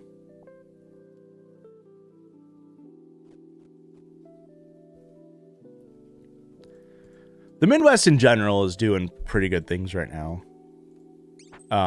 Despite, obviously, like, I mean, not all the Midwest is in the Rust Belt, but, like, despite all of the issues with the Rust Belt and everything. The amount of manufacturing that's been pulled away from the Midwest.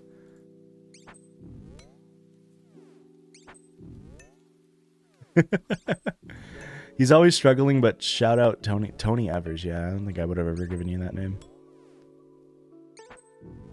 Not Utah. Minnesota's doing solid. Yeah, it feels like Illinois, Wisconsin, like even Iowa is doing pretty good things right now. From what I know. Indiana's doing pretty poorly. I mean, Indiana's like literally trying to split their fucking state in half in the worst way possible. I guess Illinois technically is too, but not really.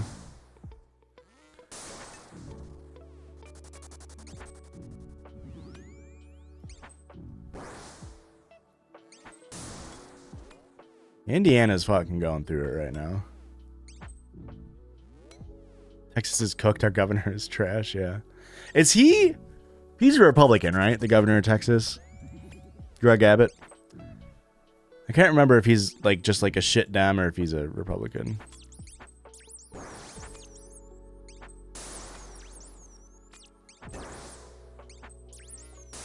Back to God's country, Michigan. Well, no, Michigan's kind of floundering.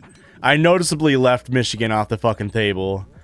Big Gretch had a big ol' flub the other week. Yeah, I thought he was a Republican. Big ol' Big Gretch meeting with Trump in the office, and it's pretty insane. And the way she tried to cover it up, she met with Trump in the Oval Office, and it was supposed to be like a secret meeting, and it got leaked out. And when they asked her about it, she was like, it was an accident. It's like, how do you accidentally meet with the president? Just be honest. What is wrong with Democrats? It's so stupid. Just say it. Just say what you were doing. When you lie like that, it makes us think that you were doing some like insanely shady shit.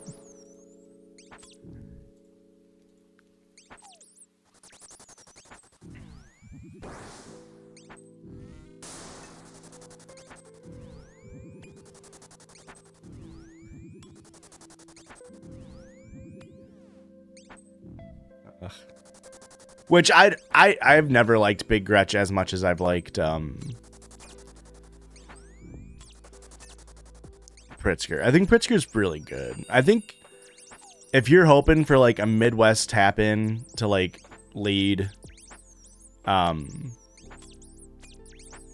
like middle class, I mean, it's stupid, but it's America, but like I really do think Pritzker's probably our best bet in terms of like someone who's like authentic. Again, he's a billionaire, so it's like, what, you know, whatever. Like, that sucks. But there's this famous tweet he has, infamous tweet really, where he was trying to do like a pro-trans tweet. I'll pull it up after this fight. But he's just like so, you can just tell he's not focus tested. He's not like a suit. He tried to tweet this like bathroom like pro-trans thing.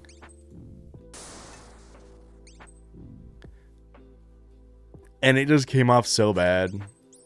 It just came off as like a 55-year-old dude who's not, he's like, you're an ally. Like, he'd like the definition of an ally. It's like, yeah, we get what you were saying. It's like the tweet, the what's the meme tweet? The fucking she goes by they them. like that tweet. Like, don't misgender her. She goes by they them. It might be.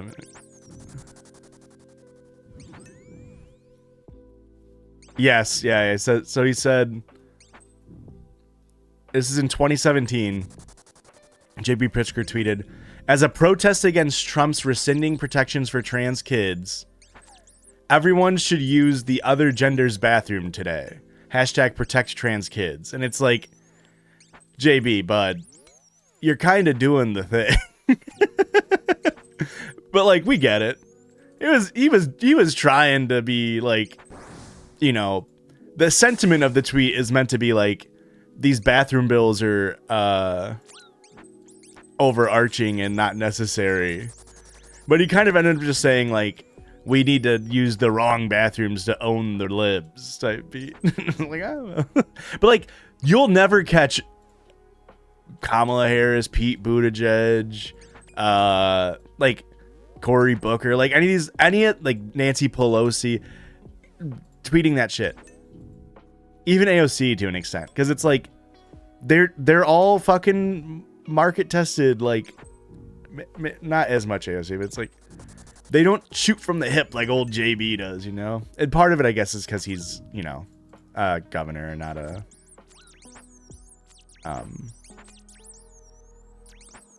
national figure yet, but.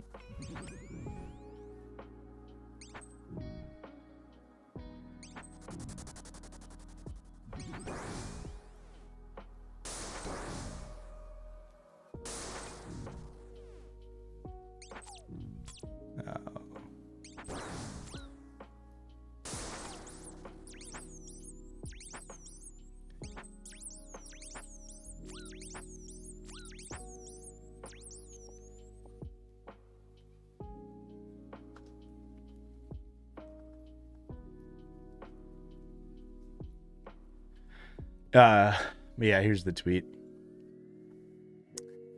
As a protest against Trump's rescinding protections for trans kids, everyone should use the other gender's bathroom today. Hashtag protect trans kids.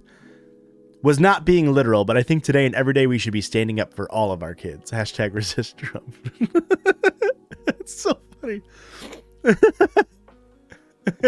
It's like, dude, it's just so fucking funny.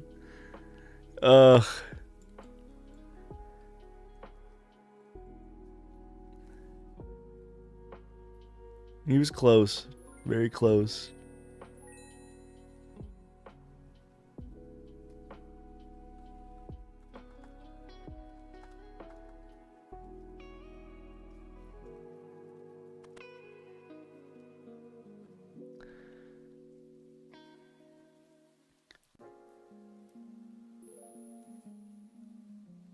Got another spine. That's the second spine of the stream, and this will level me up to 52 prayer. It'll be massive.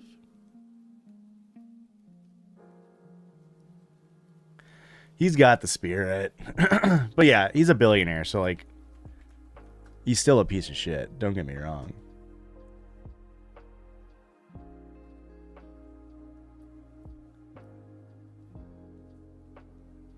There's a recent picture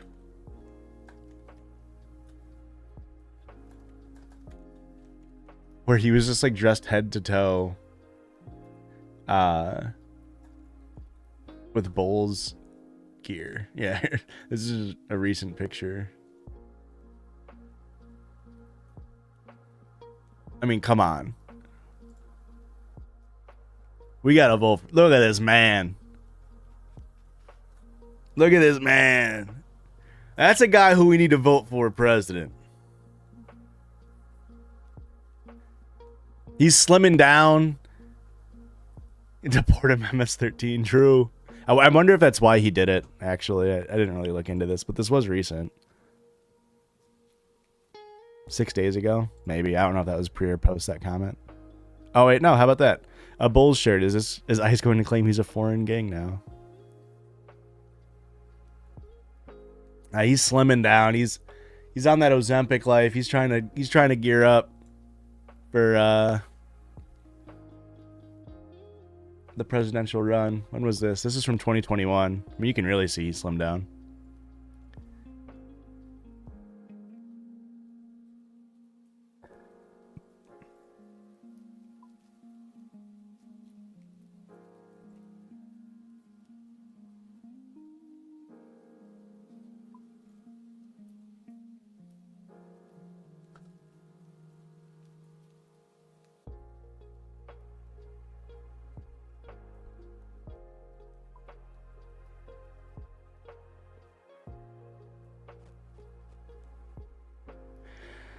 Yeah, I think he's probably our best bet. I think, and I've been saying this, the biggest thing that the Democrats have against them, and I think the Republicans have this too, is, and why they're so tied to Trump right now, is they just lack any personality. Like, the Republicans don't have any personality outside of Trump. And the Democrats don't have any personality right now. They have nobody who, like, gets people going. The only person that they really have that's doing that is Bernie. And Bernie is anti-Democratic Party, pretty much. Like, he doesn't align with the Democratic Party's ideals. The Republicans don't give a shit. They'll run anybody. They just want power. They want power and money. But the Democrats, unfortunately, also want power and money, and Bernie does not really stand 10 toes down on the power and money side. But I think, and like, obviously Bernie's fucking 81, right? Like, he can't run for president. It's insane to think that Bernie Sanders would run for president again. Or should run for president again. I think that's just like the issue that Democratic Party has that they need to figure it out. Is they just need somebody who's just like, I mean, it's what made Obama so good. It's what made Bush so, like, enticing as a president, right? Like, it's the charisma. It plays such a massive role into, you know, as stupid as it is, so many Americans only care about, or mainly focus on optics. And they care about that stupid fucking, like, oh, can I grab a beer with him? You know? A little bit of a hydration reminder in chat. Oh, you know what I had last night, by the way? White gummy bear rain. How about that?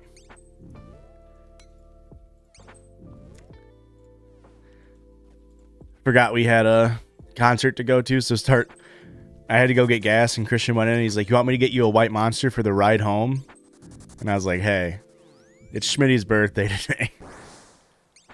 Get me a white gummy bear rain.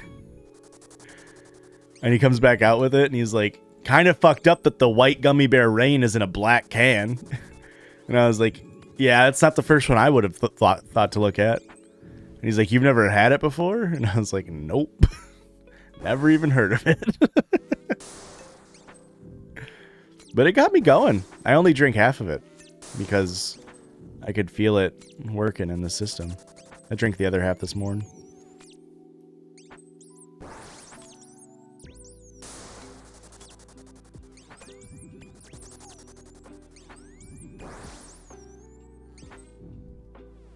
That's a fast kill. Sub 2? Wow. 219, really? 226?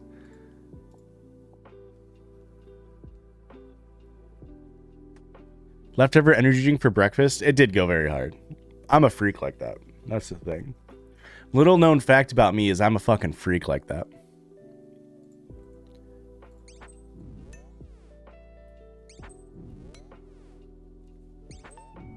I want to start drinking Nas, but Dow Jones doesn't have the sugar-free ones. SMH my head. I think Nas is bankrupting. This is, if you want to play the markets based off of shit that I say, figure out whatever company owns Nas and get some puts on their stock, because I feel like nowhere has fucking pulled me into that. It's crazy. I feel like it's impossible to find sugar-free Nas. Like nowhere holds it anymore.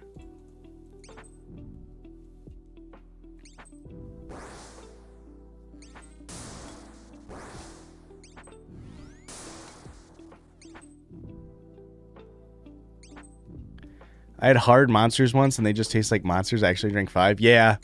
When they first came out, I had to ban them. There's a couple things that I had to ban from my house that I permanently have banned from my house. I recently lifted one of the bans. But when we first had the hard monsters, when they first came out, I banned them because they're too good. I was like, nope, I'm going to drink these too much. And that's not good for you. Same thing with hard Mountain Dews. It's like, nope, Can't have hard Mountain Dews in the house because I will drink like 3 of them a day. And then I used to cottage cheese used to be banned. I've lifted the ban. The dews, I mean, the dews are pretty good. They're pretty fucking good.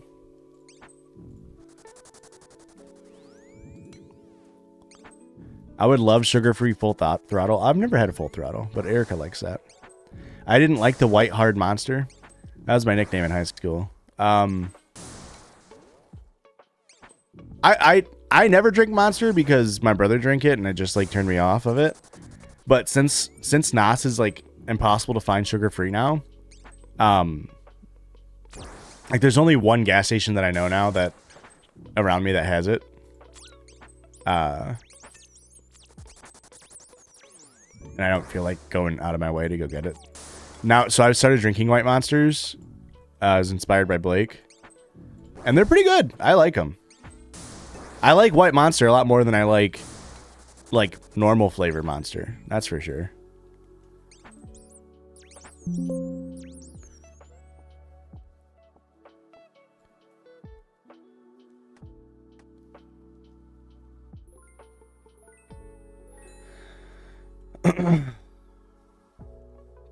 Love me a vodka Red Bull.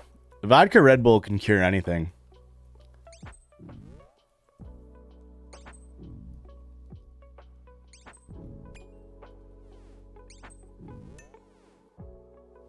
That's a good old Madison, Wisconsin specialty, the snorkel.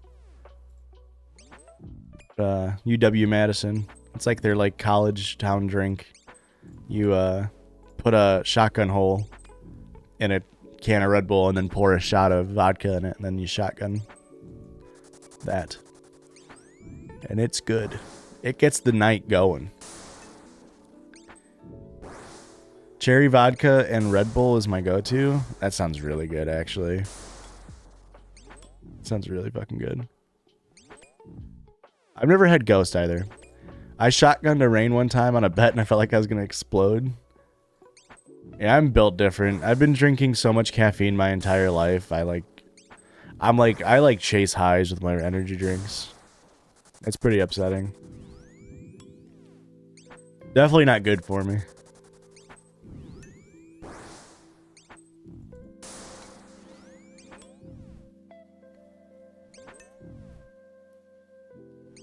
I need to do like a full caffeine bit, like cleanse. I need to just like reset my shit. Make it so the pre-workout makes me feel something again. I shotgunned to Celsius and worked at Walmart. Good feel sounds. The first Celsius I had, I remember, was pretty strong, but I started drinking them after that, and it was just like nothing.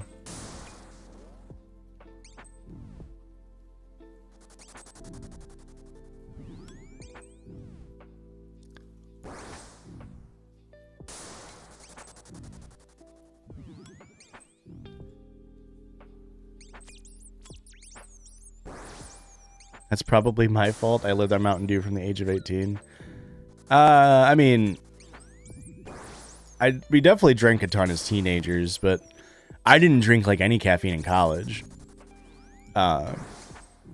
Even when pregnant. No, Mom, that's it then.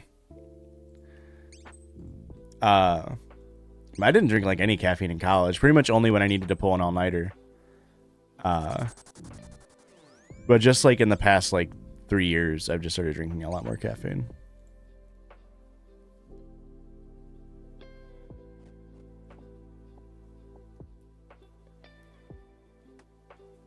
You've never had a Mountain Dew? That's crazy. Mountain Dew's banned in my house. Mountain Dew's so fucking good. Like full strength Mountain Dew. The thing is, when I drink soda, I don't drink full strength soda. I just drink diets or zeros. But full strength Mountain Dew is banned. I mean, it's so good. It's like crack cocaine. Dirty chai without milk. I'm not a tea person. I've never liked any tea.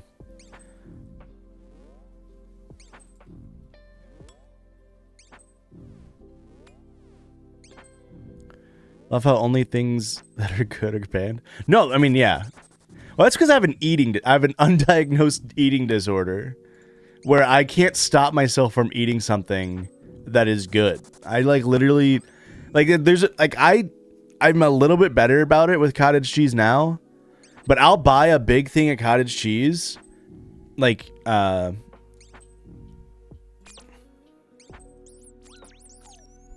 buy one of these bad boys.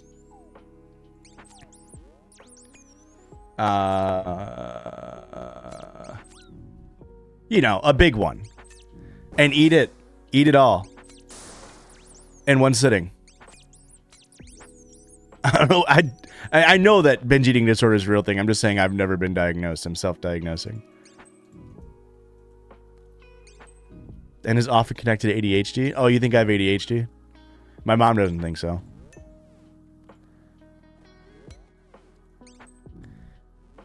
So yeah, I have to ban foods that are too good.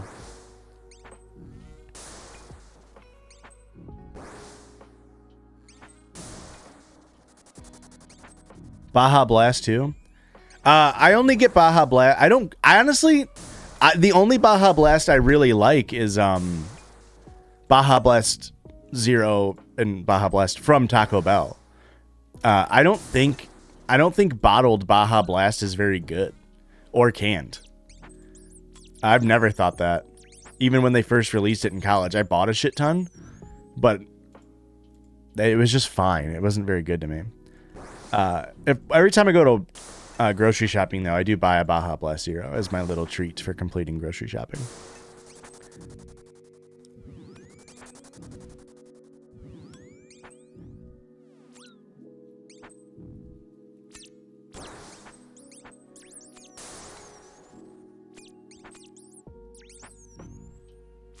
Ow.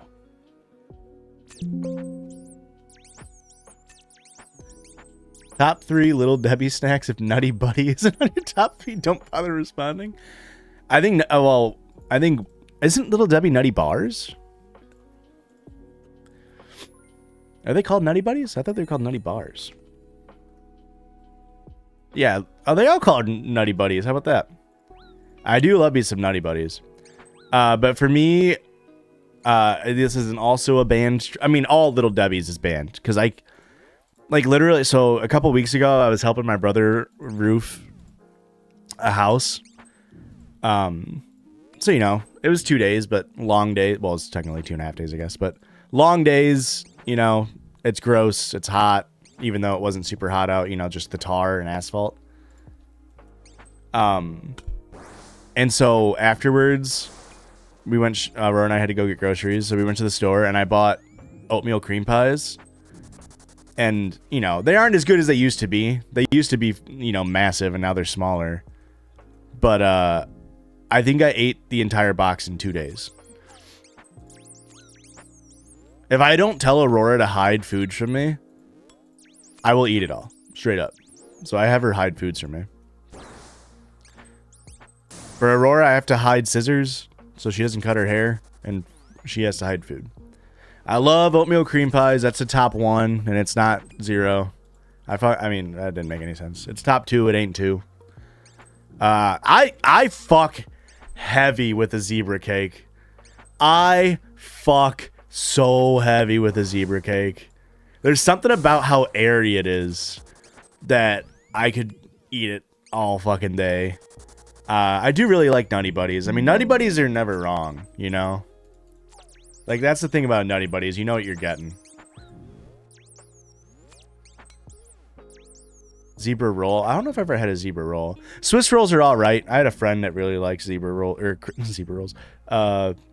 Swiss rolls. And I think they're pretty good. Star Crunches. Holy fuck, I just remembered Star Crunches.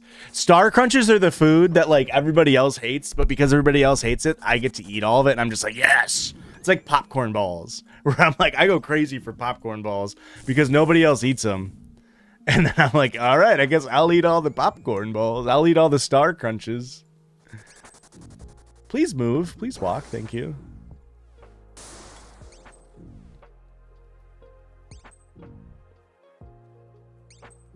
God, I forgot about Star Crunchers. Those things are awesome.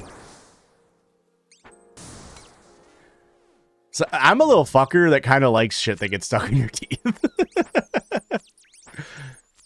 Like, I am down for it, you know?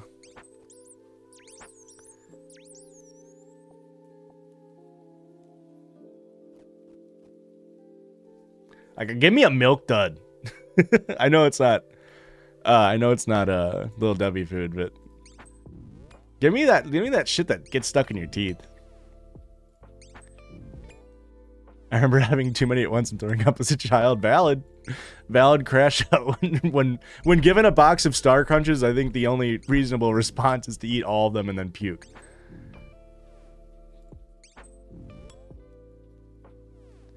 I can't buy Oreos. Oreos are also banned. I'll eat a whole fucking sleeve of Oreos.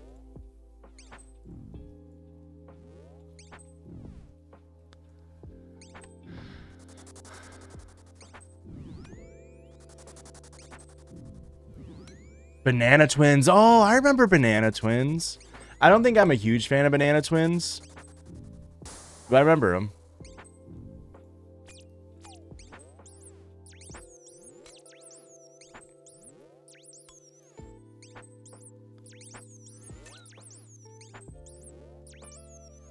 I mean, and this might be a controversial take.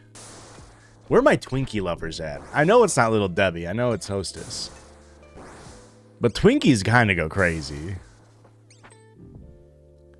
You know, I'm not a double or mega stuff Oreo guy. I like the original recipe of Oreos. I think it's enough. I think especially mega is too much cream, personally. But I'll eat a double stuff. I'm not turning down any of them.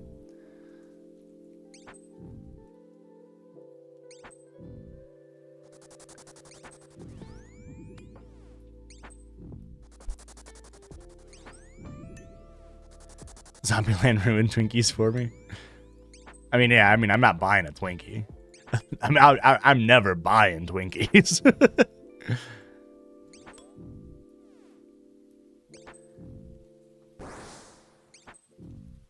Oh, is Twinkies a food that's just always better in my mind? I could see that. I do have a Circle Jerk in progress. That is, maybe I'll add Twinkies to the list. It's just things that sound a lot better in your brain than they actually turn out being. And maybe I'll add Twinkies to that list. If you don't get pet here, I'm logging off. Well, I hate to tell you. Let me see if I can pull up that Circle Jerk that I have in progress.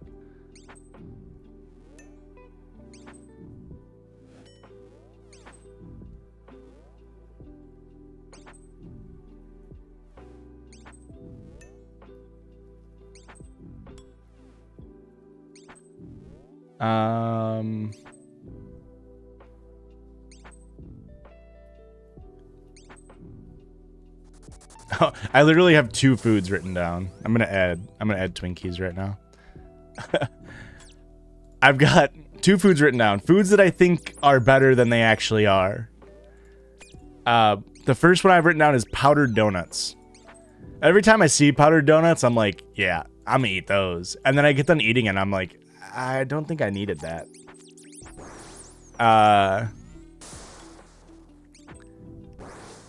Does the rats have rats on its back? Yeah, it's Scurious. He's a rat king. So one of them's a mage, one of them's a range, and then he's melee. And I added Twinkies now to foods that I think are better than they actually are. And then the other one I've written down is an entire pizza. Just like, I mean, mainly it's frozen pizza, but it's like, you make a frozen pizza and you're like, oh yeah, I'm gonna eat the whole thing. And then afterwards you're like, I didn't gain any. I'm not happy about that. Like, I didn't need that.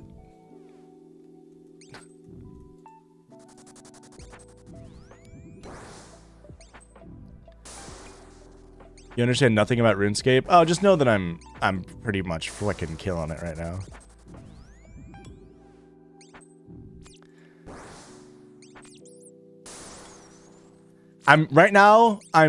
What I'm killing this boss for is he has a 1 in 2,000 chance to drop a mini version of himself that will follow me around. I'm also doing it to train up my stats as in the meantime, but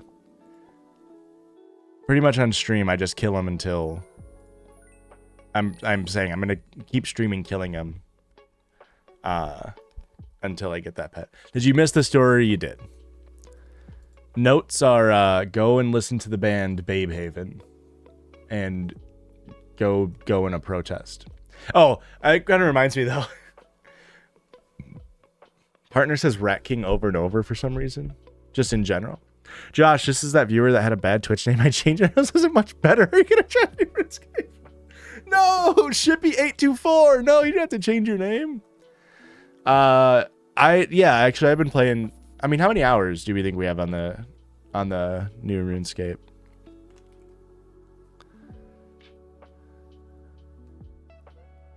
$15? That's probably a pretty solid guess.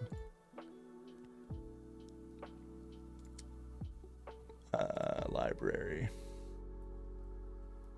I've got 16.3 hours on it. What is going on here? 16 hours.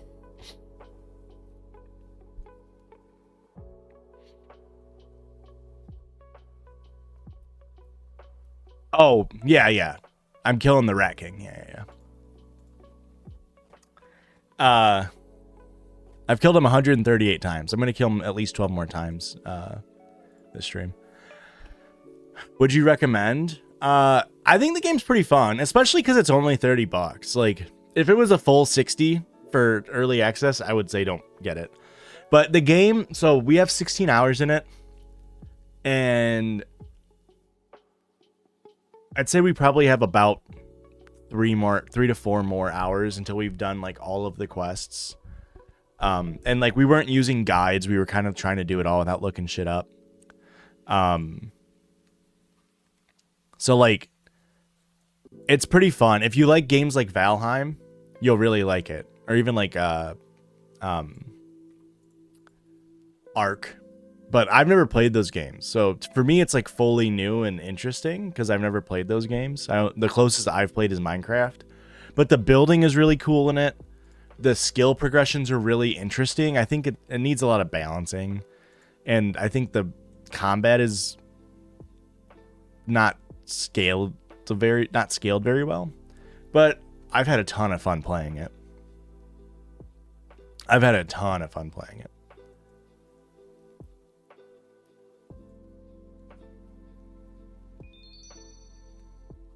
$52 prayer, huge for the account. Ooh, I got smite. I need smite for a diary for something. I can't remember what diary. It might be for Varrock diaries.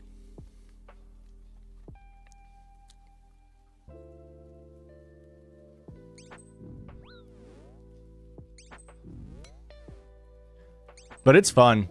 And I guess maybe in the full game, because right now all the skills aren't released for the game. And there's 2 skills in it that are like you can see that they're in the game, but you can't level them.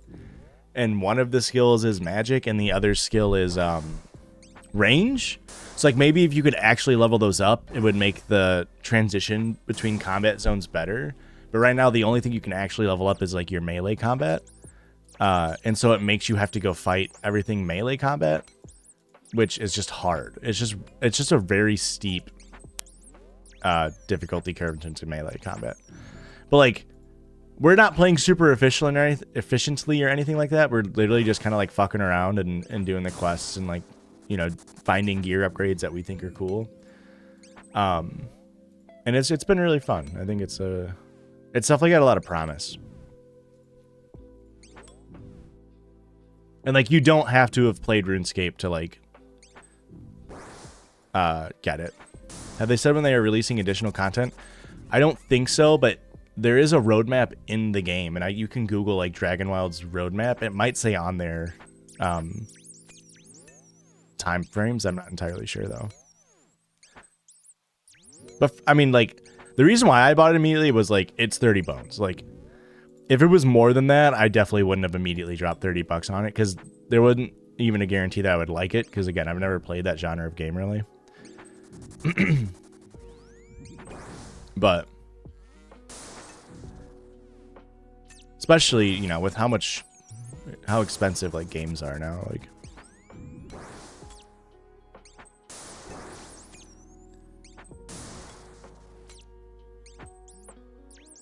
No, don't walk there. Just didn't want to buy it, and then that's all the content I get. Just didn't want to buy it, and then that's all the content I get. I think I'll give it a shot. No, it's a one-time purchase right now. Like, you buy it now, and you'll get all the updates. Like, you never have to pay more money. According to them. According to what they're saying. I'm sure eventually they'll do, you know, DLC or whatever the fuck, but... Ew, adamant plate body.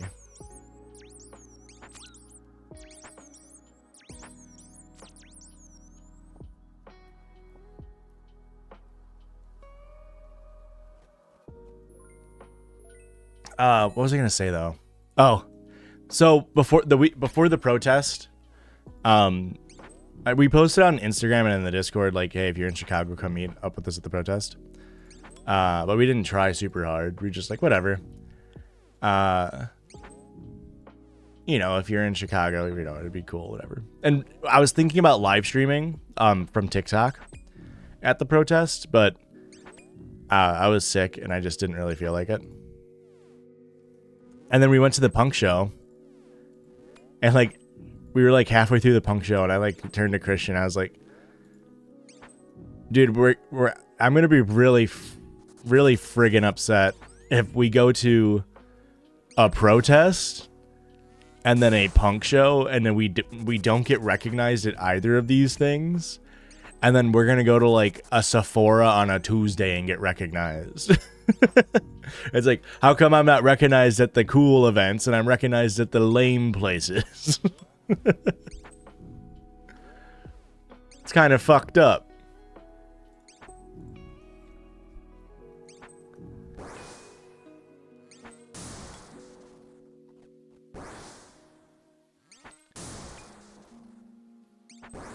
It's been a while since I've been recognized in public, to be fair. The judgy's fall off is real.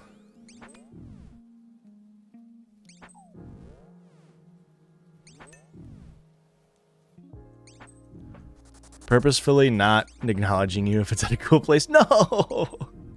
Please, no.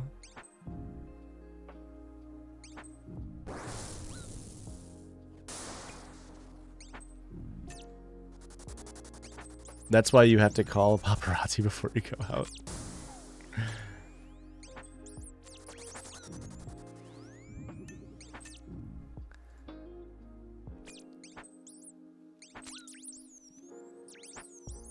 Two-minute kill.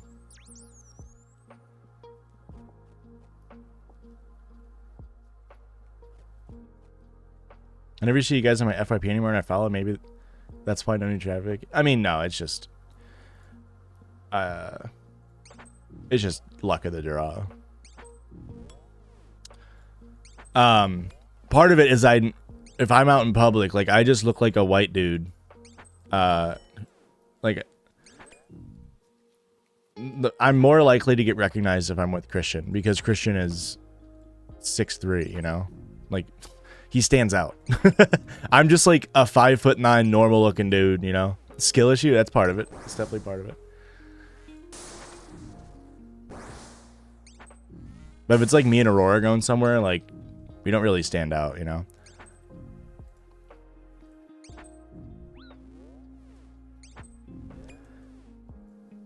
We've been black. TikTok hates us. We hit 1 million followers and then literally stopped gaining followers. I don't know why they hate us so much. I mean, it's fine, but because we've blown up so much on Instagram, but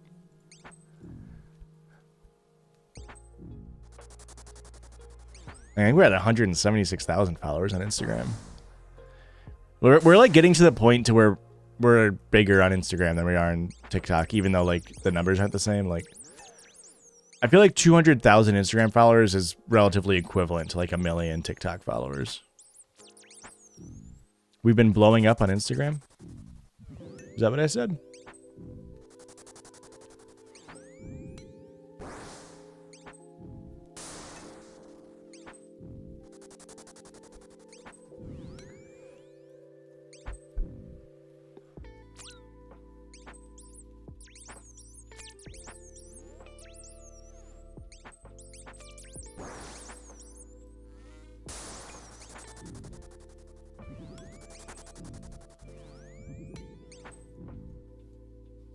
I said we've been black on Instagram? Oh, blacklisted. Oh, we've been blacklisted on TikTok for sure. Like once we hit 1 million, I wonder if I can, there's no way I can still see the analytics. I wonder if I saved it anywhere. But back when we first hit 1 million followers on TikTok, I'll teleport out and I'll show you. Our growth on TikTok was like this.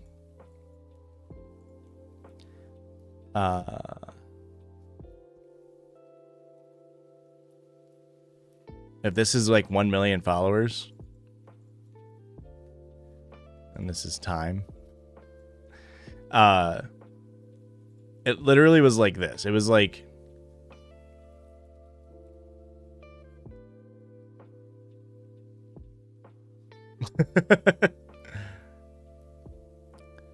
no, when did we hit this? Like, this was like 2022. Nah, probably like, is when I still had a podcast with Joe.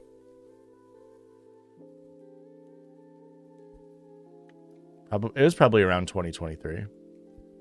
We hit 1,067,000 followers on TikTok, I think was the highest. And here, I'll pull up. I can pull up the analytics on my phone.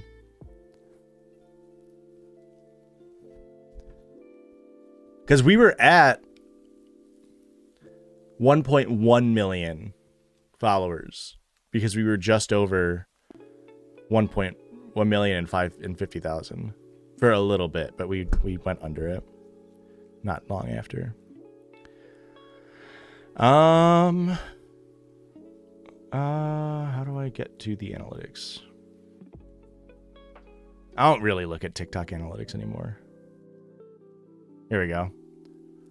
Over the past 365 days, we've lost 23,000 TikTok followers. Or like net, right? We netted minus 23,000 TikTok followers. Which is crazy, right? Because it's like, I don't understand why you would have an account with 1 million followers and have the platform just like not push them at all. I think part of it is because we don't do anything with TikTok Shop. We don't do anything with brand deals. We don't do anything to make TikTok money outside of our ad revenue. And so they don't push us because, you know, we don't do anything like that.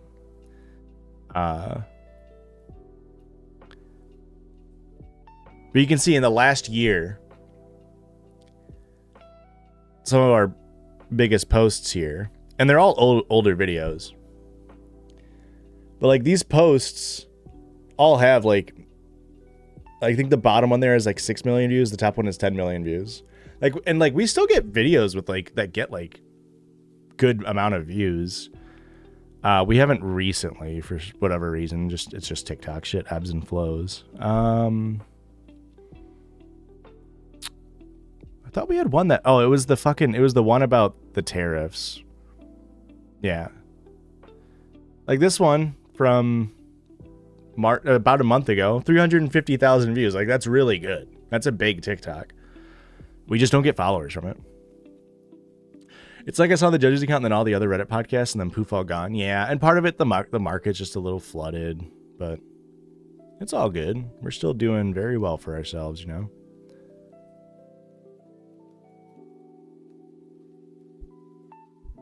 And like pretty much if this is TikTok, this is TikTok.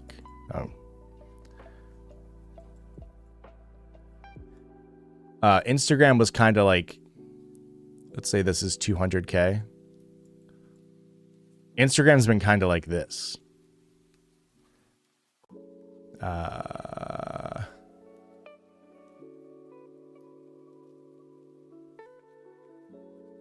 So like pretty much once TikTok started doing poorly for us is when we started posting Instagram Reels. And the issue with Instagram Reels for a long time was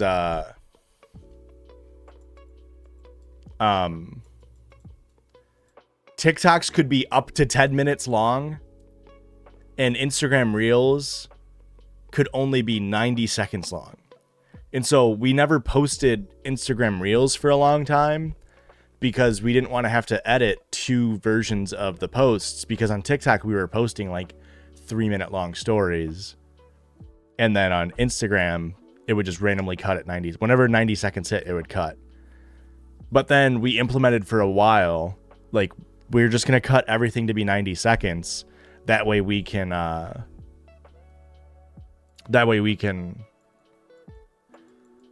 post it. We can just post it on both platforms. And that we started doing that pretty much like right here. Once we realized like TikTok wasn't doing anything for us anymore, we were like, we got to start posting Instagram Reels. And so then all of our TikToks and everything became like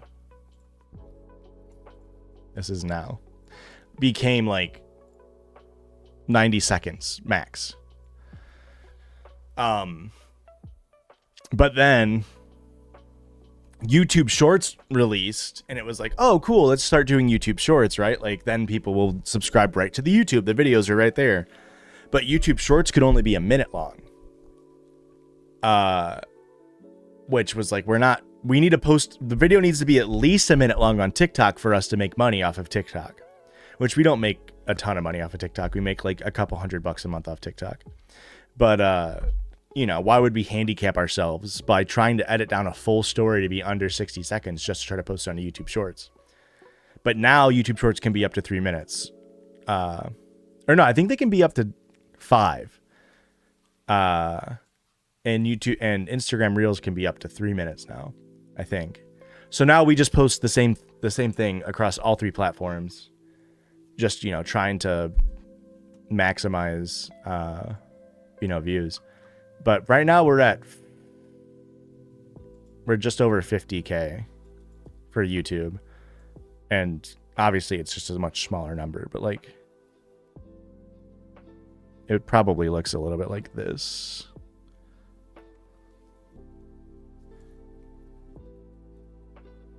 It's been a very slow and gradual up like that. Yeah, YouTube Shorts don't really get a ton of views either. Just for our stuff. I don't think we have a super big market on YouTube Shorts because YouTube is such a male-dominated, like young male-dominated platform. And if a TikTok of ours or if a YouTube Short is blowing up of ours, it's because it pretty much means that it's like a story that's like a woman being a bad person, and it's just dudes being like, yeah, that's why Deborah divorced me.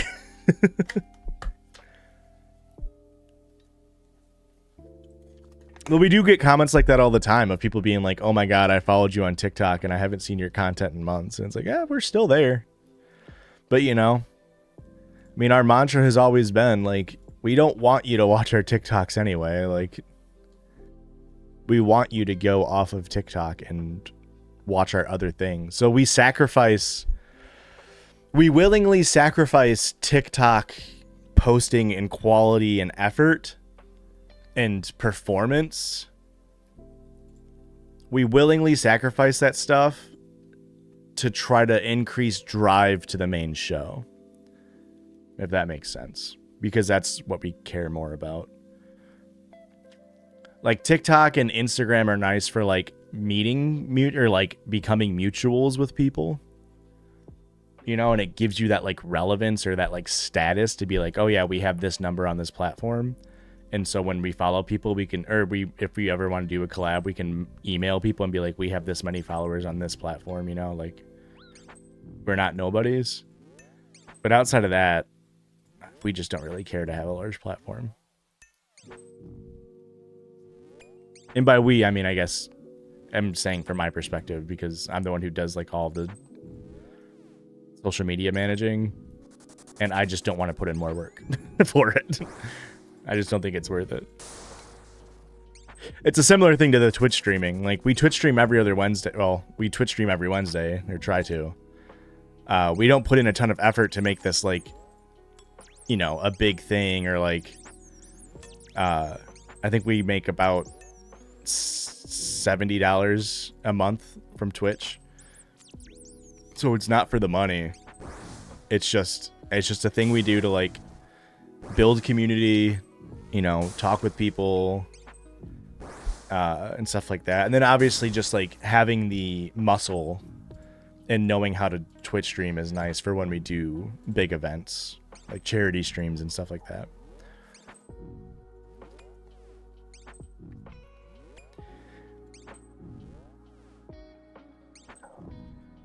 Yada, yada, yada.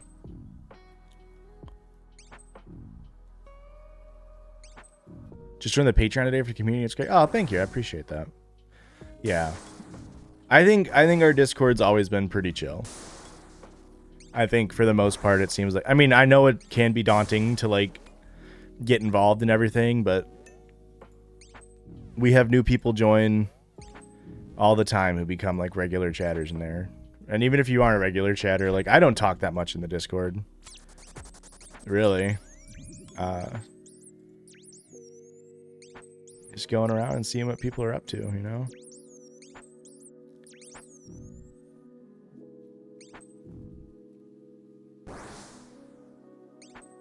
So bad at Discord, but everyone is very welcoming, but sure. I'm glad you feel that way.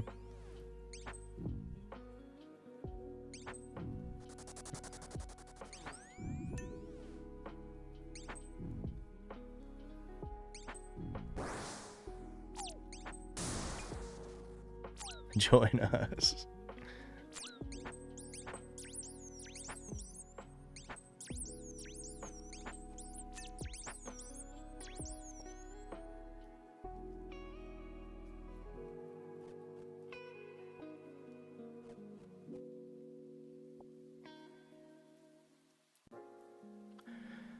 What kill are we at?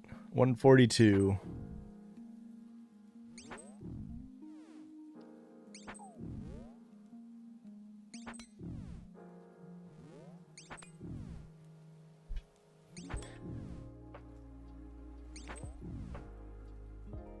Yeah, like Ari's a relatively newer member in the Discord.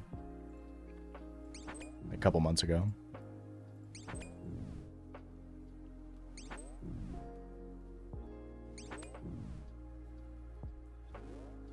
Plus, the Discord is how you get to have me be parasocial to you. I get to keep tabs on you, as opposed to the other way around. And then I know people.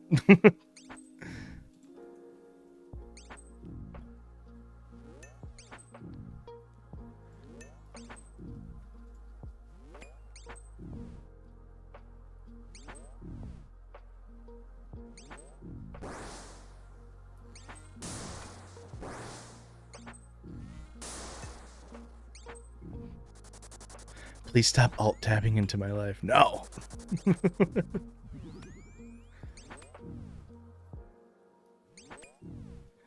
I just like to check in is all.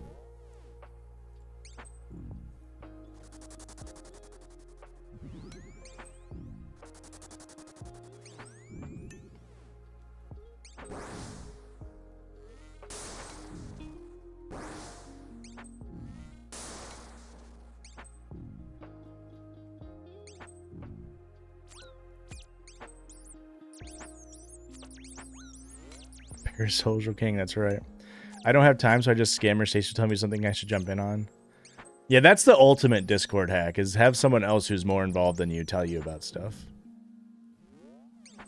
That's the real way to use Discord.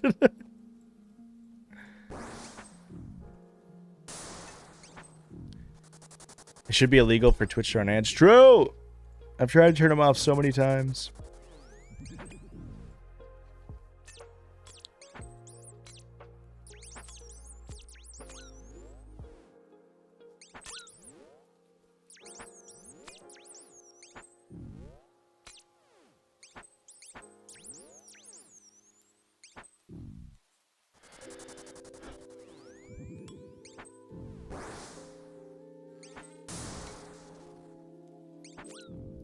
Really gotta message our music guy. I keep forgetting to do that.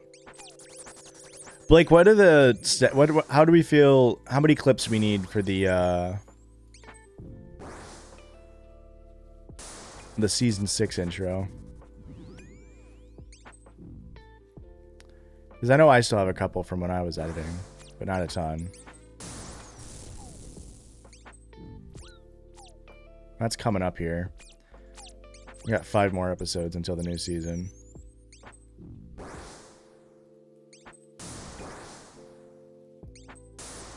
What were you saying? I had 2 minutes of ads. How close are we to having enough clips for the intro for the next season? Because I have a couple, but I don't have a ton. And I think we need like 4 of each of us individually, and then like a couple of group ones. I'm trying to remember how many clips I normally use for it.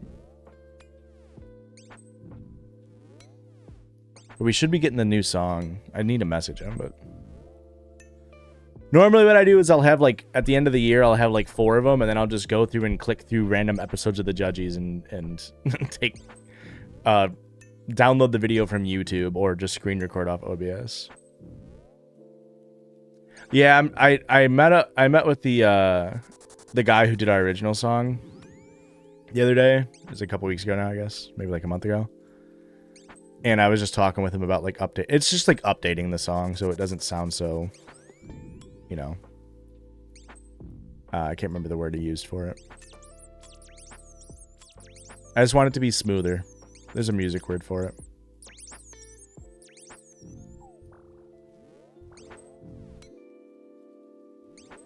But it's going to be the same song, just sound hopefully better. You've not been saving clips because I totally forgot about that. Okay, that's no problem. You still have all the videos though, right? If you don't put the Erica High crying clip in there, yeah, we'll definitely need to do that. Oh, it's nothing you need to really get onto. Like I said, like realistically, I can just go through and find moments, and then just send you what episodes to get them from. But in these next couple episodes, if you see moment, like I think Erica crying, will definitely need to be in there at some point. And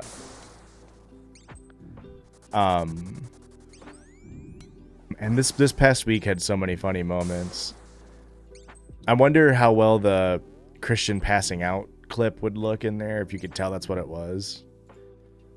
Even just like a clip of that you edit in where you use the balloons, like just like shit like that, like moments from season 5 that like if you look back on the intro now, what it was just moments in season 4 that were like, when you watch it in the intro, it like just sparks that little thing of like, oh yeah, that episode. So like I have like me, like the hand drawing I did of me in the Colt sweater from the first episode that I did that on.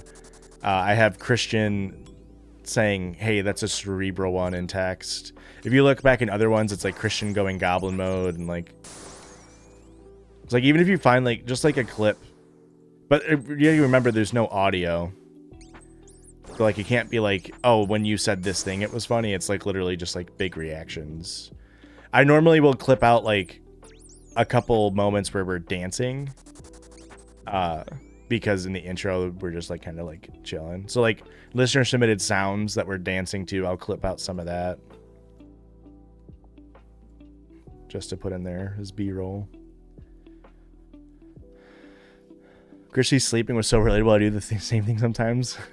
It was so funny. It was the funniest thing in the world.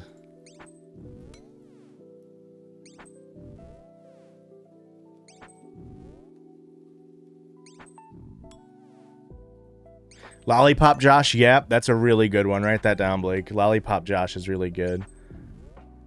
Pretty much a lot of the physical gags will make it into it because it's like, yeah, it's just like very like, oh, that was a physical gag that was done when it rolls by in the 0.6 seconds that it's on screen. Like you can look at it and just be like, oh yeah, that moment happened last season, you know.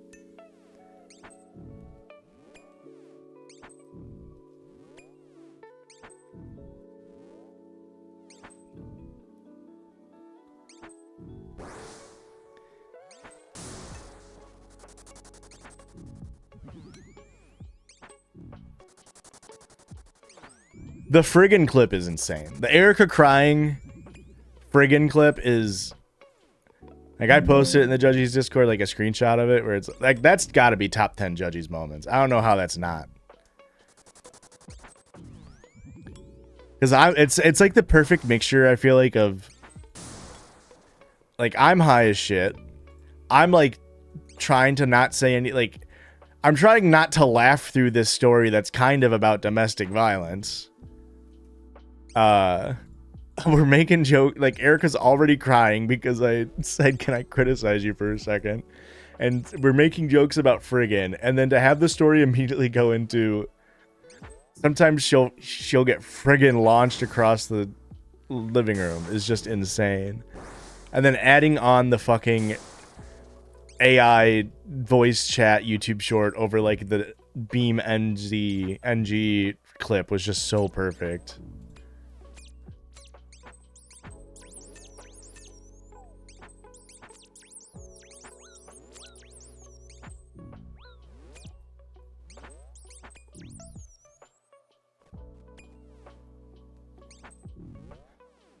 Lollipop gag, balloons falling, Chrissy falling asleep, friggin' clip. Now, those are all pretty recent. We'll have to go back and see what physical gags we did in the beginning of this season. At the beginning of the season was still the old camera setup, though, so I probably wouldn't want to pull anything necessarily from the old camera setup. Although maybe we should. I have no idea.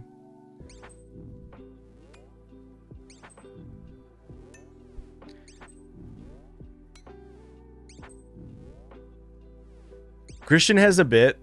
It's kind of similar.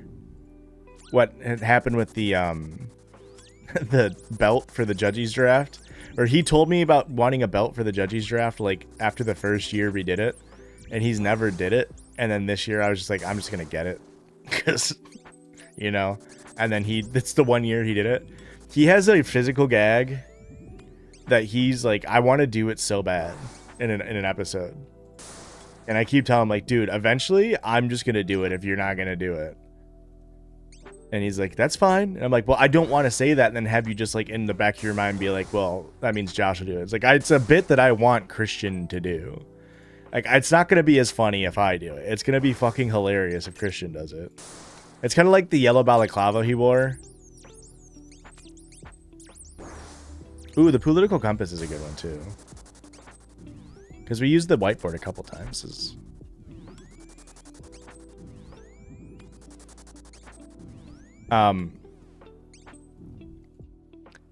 But it's like similar to the balaclava after reshaved.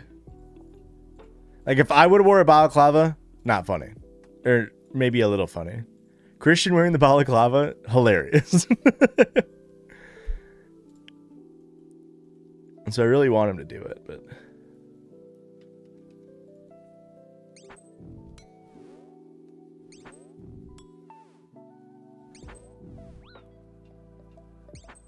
was Ladies and Tangents this season, or was that last season? That was last season, right? I'm pretty sure it's on the intro. God, that was over a year ago? That's kind of crazy to me.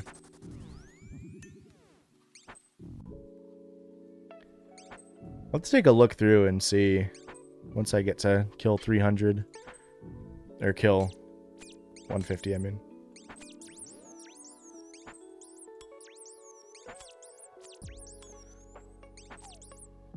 Oh, you know what? A clip of the board clacking would work for... Yeah, definitely get a clip of that.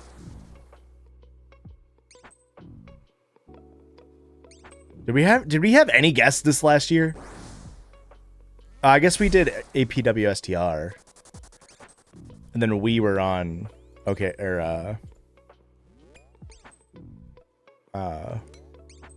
on Wiki. Y'all have a clip? Do a clip? Yeah, we do have a clip of us all hugging. I think I have that on my computer. I think that was when I was still editing. I can do you clapping the board. Yeah, that's what I'm saying. The beat drop would be good.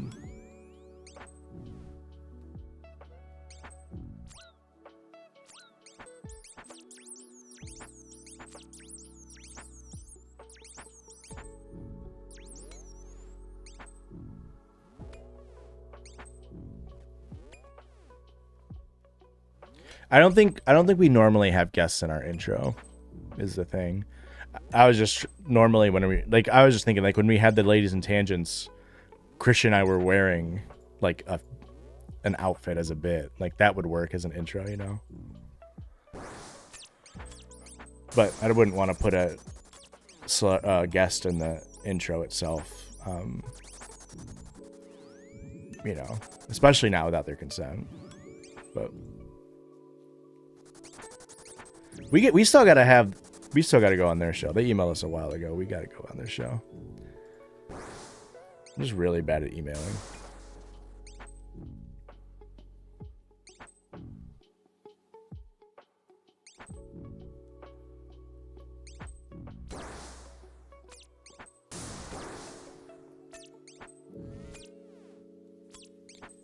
I don't know what episode that's from though, Blake.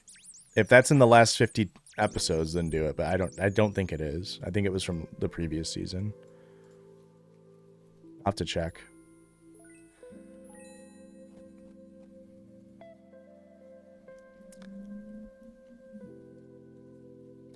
Four more kills, and then I'll go through the YouTube in a second.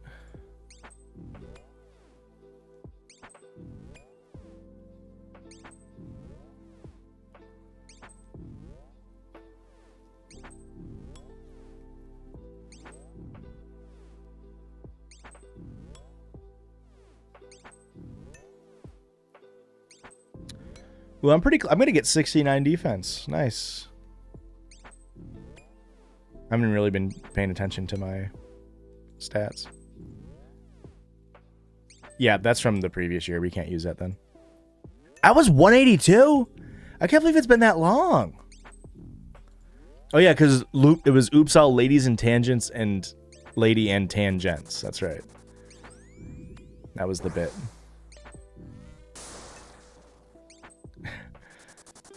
That episode we were going to put on like spray tan or like fake tan to be tangents. I don't know if we talked about it on the episode or not, but we were like, I don't even want to get close to doing like brown face. It's like, everyone's like, no, we can just use this. It won't look bad. And I'm like, it's not worth the bit. It just really isn't. Like, it's just not worth it. I don't want to look like D in that one episode of Always Sunny.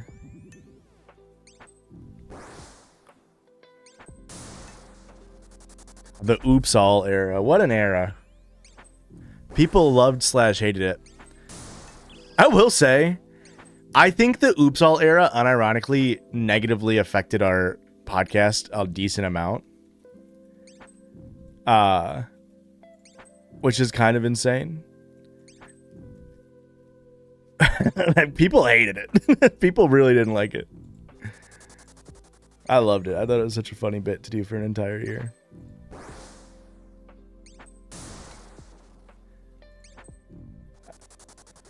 I mean, hey, I couldn't imagine not watching a show because you don't like the way they title their episodes. I think ultimately it hurt us for SEO wise. Like seeing the same title, I don't think was great on that front. Like having such a similar title every week.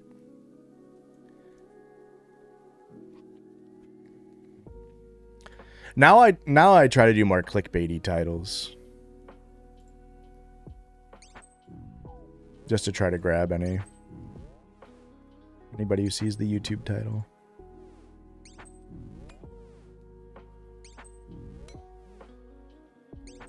I thought it was really funny.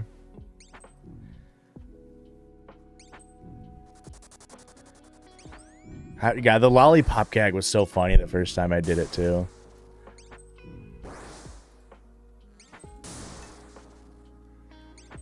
Shout out Mike and Ike.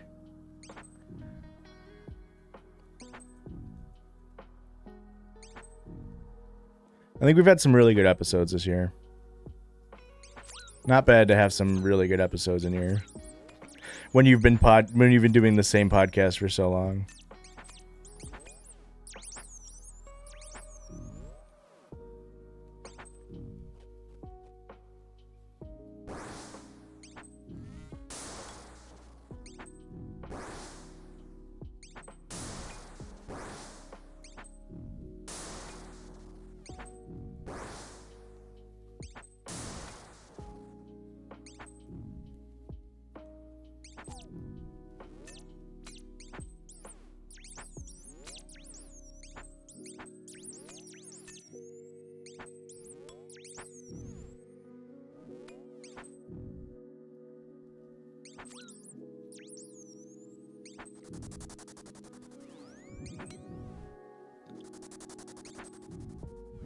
I'm pretty close to 69 hit points as well.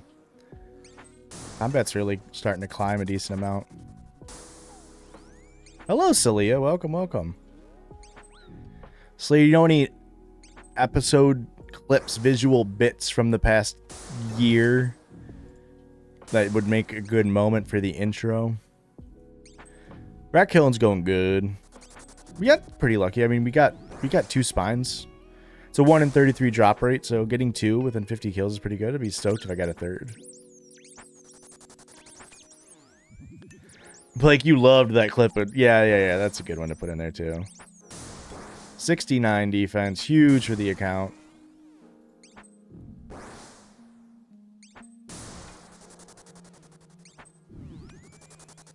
Huge for the account.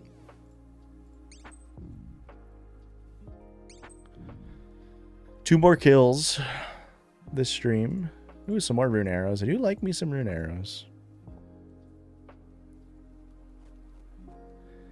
Can I get 2 more kills with 17 prayer? I think I've used 7 prayer over the last 2 kills, so if we get lucky and play well, we should be able to do it. Well.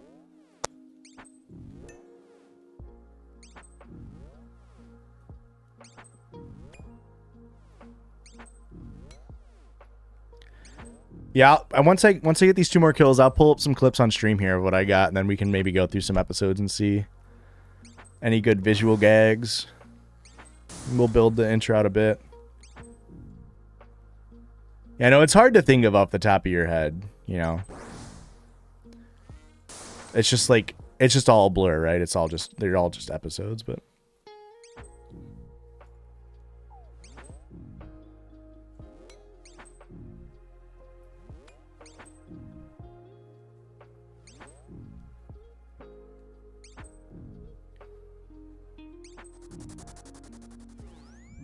should we ask the server for their favorite clips? I don't think we'll need to, but if it comes down to it, we can. We could. I mean, it's not a terrible idea. It's just, I do watch because the visual bits are funny. I love a good old visual gag. There's an episode I used the giant wine glass this season. We could maybe clip that. I don't remember what episode it was, but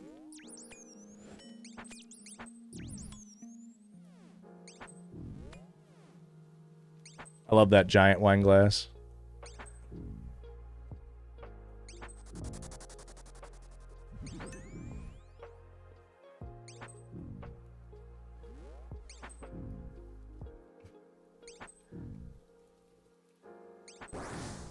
I end up listening to podcasts on YouTube, but I don't really watch them. I don't really watch podcasts anymore. But even when I did, like, I would always prefer to have the YouTube version playing, but I would never really watch them. I would just put it in my pocket and listen to it off YouTube.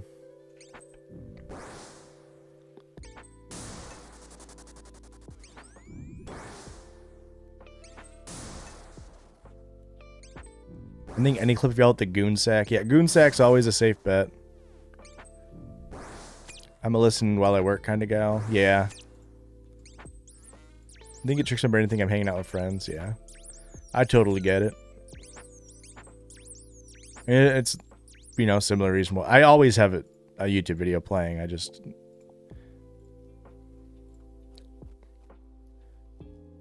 I don't know, maybe I do need the visuals, because even when I'm on a walk, I'll like randomly pull my phone out to like look at the screen, even though it's like I'm just listening. I don't need to look at the screen.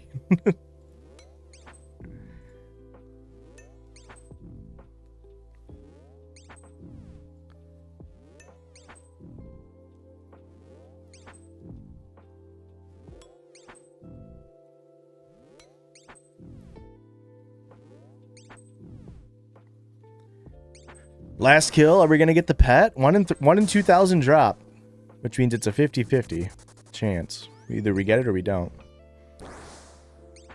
FaceTime with my friend group. I FaceTime my friend group when I do chores, but can't always be on with them, so watching pods makes it feel similar. That makes sense. I can't wait till my boyfriend understands English so I can force him to listen to every episode. We gotta get on that Judgy's syndication shit. We gotta get our shit in Spanish, French, Mandarin. Mandarin would be a big one. Get the netizens listening to the Judgies.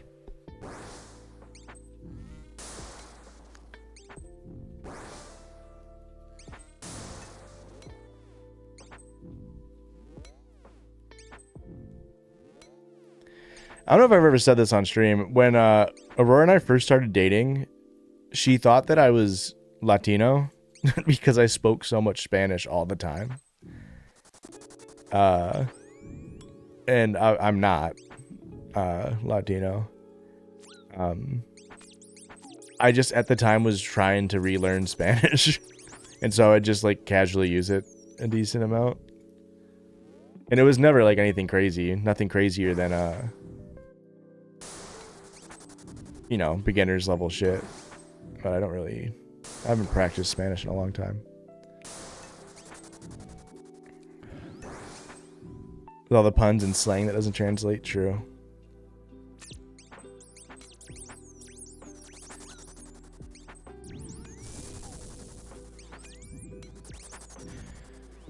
The unfortunate reality of languages.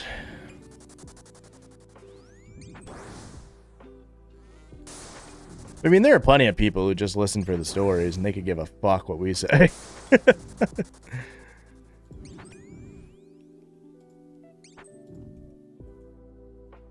There is a Spanish language Am I the Asshole podcast that I think they follow us on Instagram. Maybe it's TikTok. It might be TikTok. But they're entirely in Spanish. I couldn't tell you what it's called. I don't remember. All right, that's 50 kills. The scurry is down. Another 50. 2 spines. Let's pull up the scurriest stats here.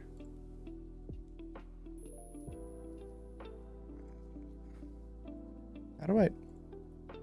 Here we go.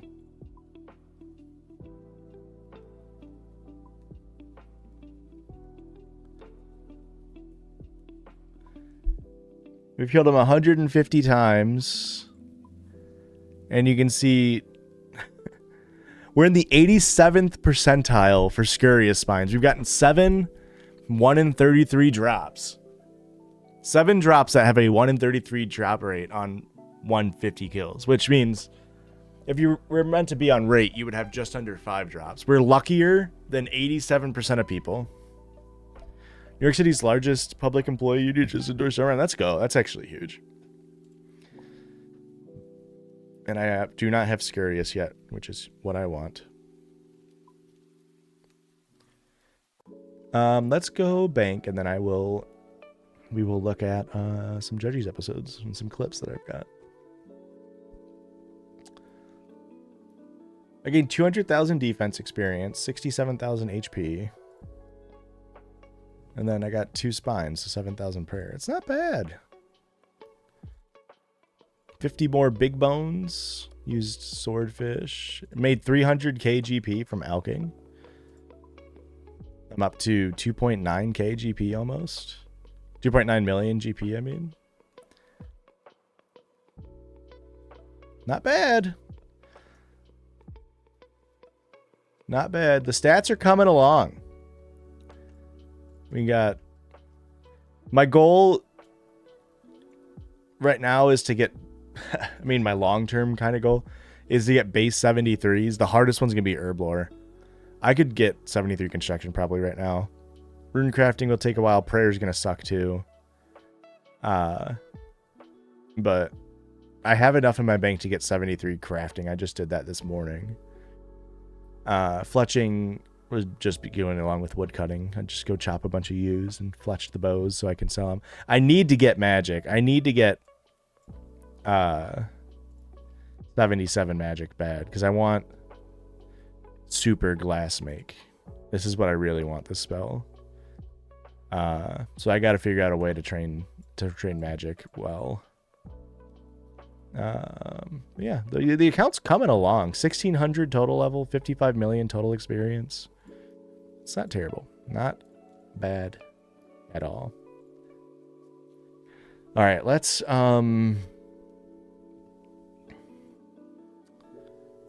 don't laugh at my computer screen. It changed. I'm too lazy to change it from a default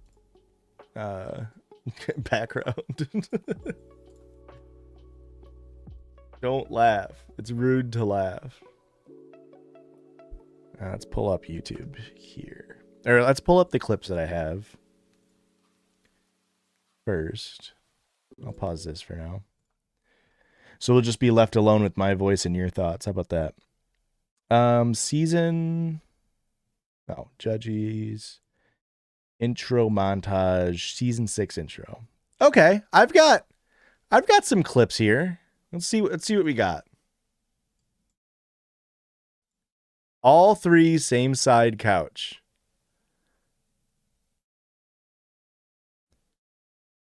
The cigarettes is this year. We got to have something with the ciggies. We have a better one than this, though. This one we might not use. Christian Iago. I never know how to say this. Why did he do that? I mean, that's a good clip right there. Christian finger guns. Oh, with his ear. Yeah, this is a big one. Do we want to put the ear bandage in the... That's the real question. Do we want to put the ear bandage in the intro? Or will that turn off potentially new viewers? Oh, here's a group hug. This is the one. It's a really bad angle, though.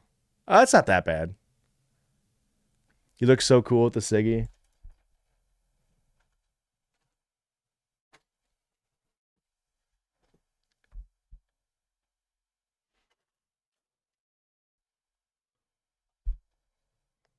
Hey, don't I fucking know it? Don't I fucking know it?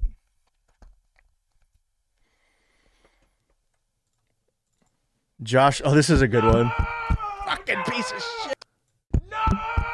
Fucking piece of shit. Oh, it's out of focus, though. Out of focus and Erica's fucking dogs are in the... This will be a small one.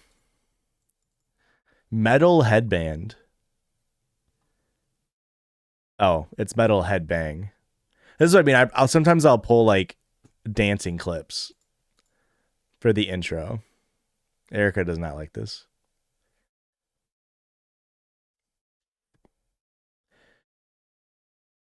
For no reason, I think we shall believe in the Kennedy curse again. Yeah, so I got a couple of clips from when I was editing. Let's look back on the judges. Rip Bozo. Elon Musk kicked out of White House. True. Very true that he did that. The judges. I'm doing it on my YouTube account because I have YouTube Premium.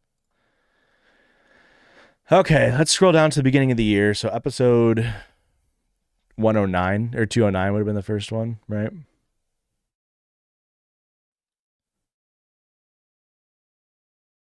Yep. 4 years. Yeah. Josh's fever game. None of the above. Life's ugly to me too. He wasn't. Yeah, this is still when we're doing 2 camera angles. Josh's tight little sewed. God, when I first buzzed my hair, it looked like shit, huh? I don't remember it looking this bad. Did it always look this bad, or is this just a really unfortunate angle? It looks like I'm balding. Why did it look like that?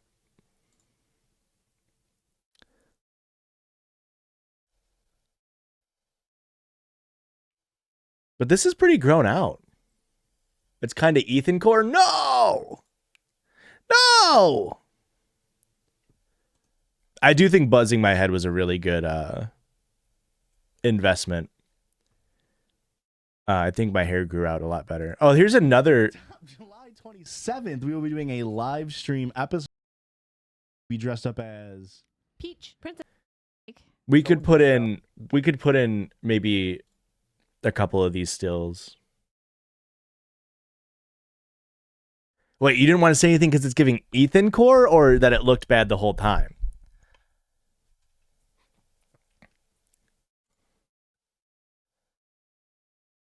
Well, let's look at the season 5 intro. And Blake, obviously you'll have the creative freedom on it, but no, typically what I do for the intro montage, well, I guess I can pull it up and resolve.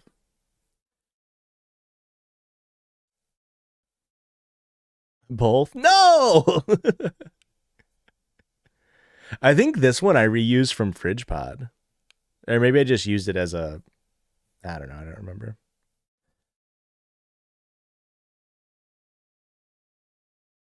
bleep that. Oh, okay. Here's the thing. What? Skinny version of George. Bleep that. Oh, okay.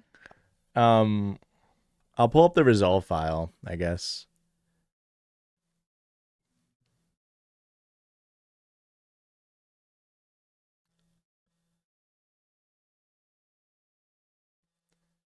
In my head, you still had the hair you've always had.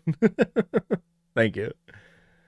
The way I did it, or the way I've done it, is pretty, I don't even know if the timeline's gonna, like, work out here. But I've got the, oh yeah, all my media is missing. But the way I've done it is, like, the intro song, right?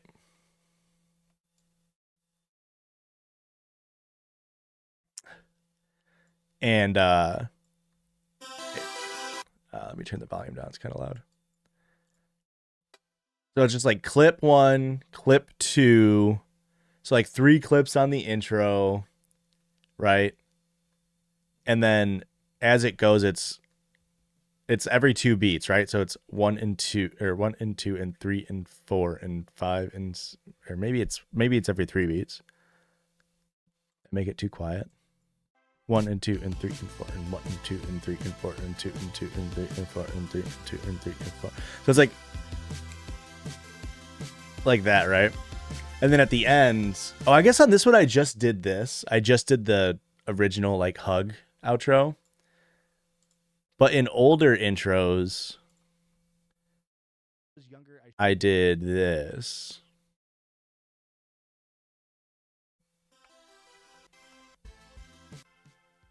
Where I had it zoom out with like a bunch of clips with this faded over it. That's if we get enough clips, we can do something like that. But it's all up to you, Blake. You can do it however you want to do it, whatever makes the most sense. But that's just how I did it because it was easy and I didn't want to think about it too hard. Close this. Let's see what other bits we got. This is a good one, though. This is a good episode to pull from for sure. The hand drawns. What episode was this? 212. Let's see here. Oh, here's the one. 213 is the smoke. Boo. My water bottle was empty for the day and I was thirsty. That's all. Was it the main episode where Christian edited in like, oops, the smoke all around us? Or was that the bonus episode?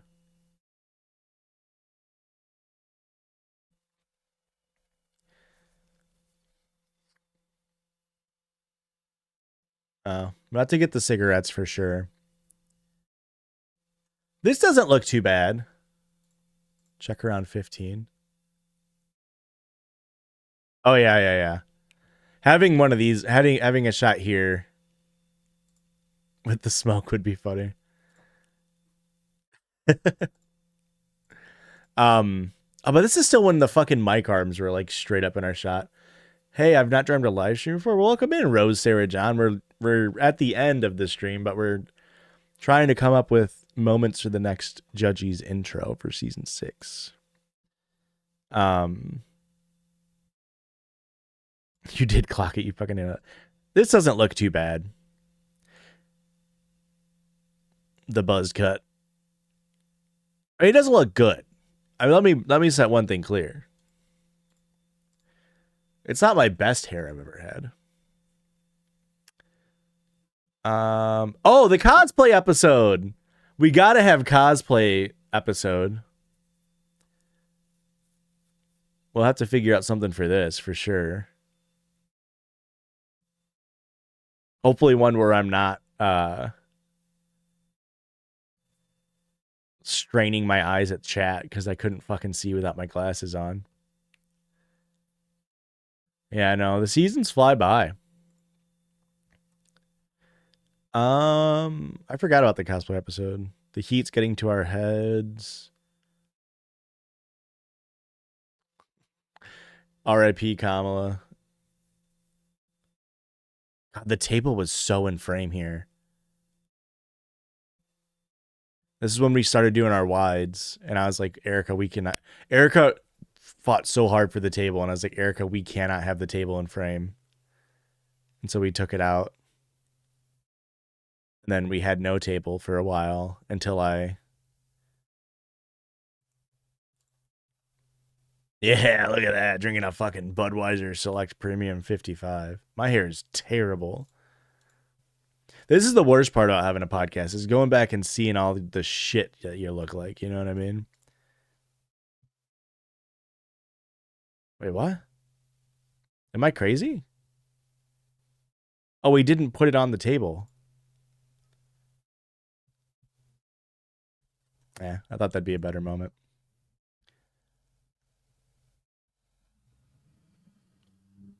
When do we put it on the table? Oh, the next episode with APWTSR. That's funny. Doesn't look like anything. This doesn't look like anything.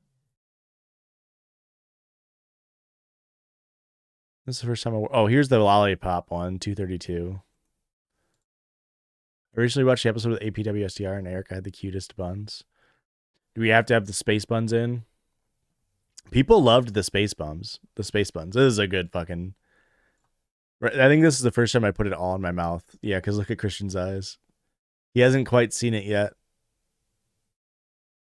I'd rather speak to someone I trust before hiring a lawyer and potentially escalating things out of control. I'm meeting him for coffee tomorrow and will update you after. I'm hoping he can give me some solid advice without things getting too intense. I obviously don't want her to be arrested or anything drastic like that, but I mean... Yeah. She should be. Hey, Misophonia Havers loved that one.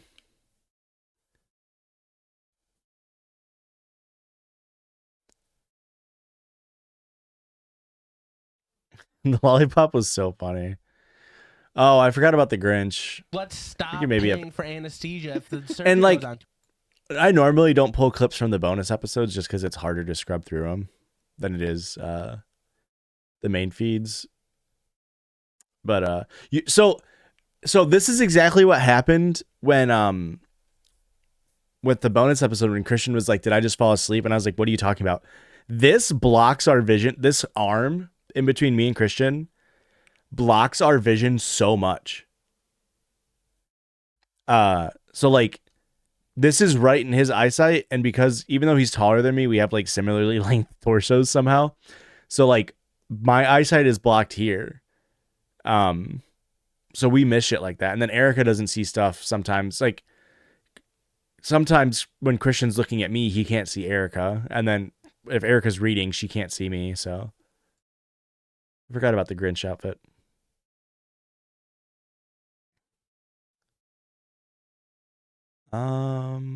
Any other physical bits?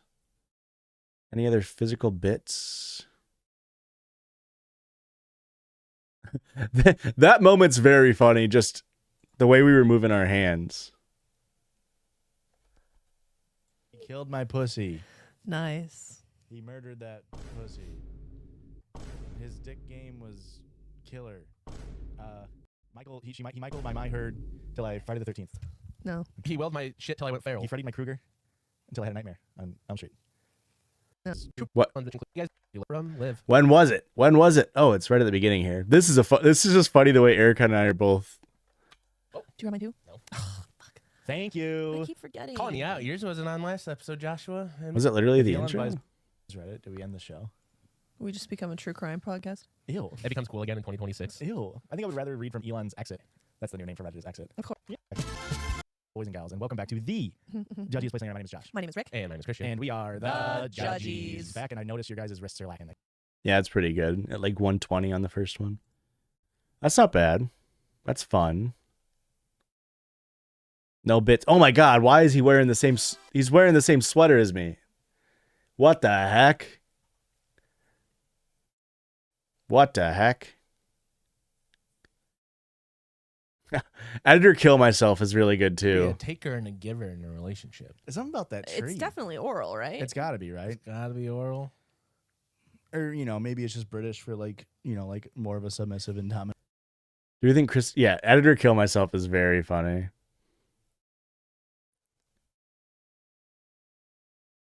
That's very good.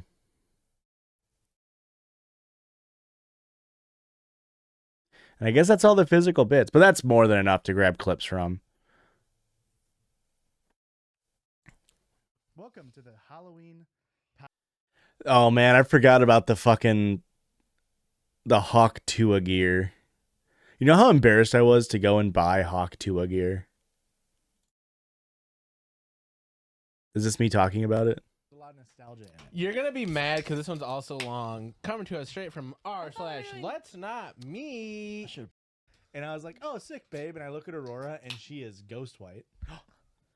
It's Halloween. Ghost. And I get it because I went to go grab it off the shelf, and I felt my heart drop to my asshole with how much internal cringe I had of having to now take this up to the cashier and pay for it. DoorDash Did you it. tell her I think I've lost like 20 pounds since then. I look so bloated. Liam Payne added to her teeth a lot? I didn't get. I think that and I'll say this. I think I am bloated. I think the Hawk Tua shirt adds 30 pounds. I think that shirt is designed to fit poorly. I think the Spirit Halloween Hawk Tua shirt really doesn't sit well on bodies. Just a sneaking suspicion. It's the weight of cringe, true. Well, you know what's crazy is I lost weight before going on a trip in July. I guess I just gained a shit ton after we went on, or not in July, in May. Why did I go back to here?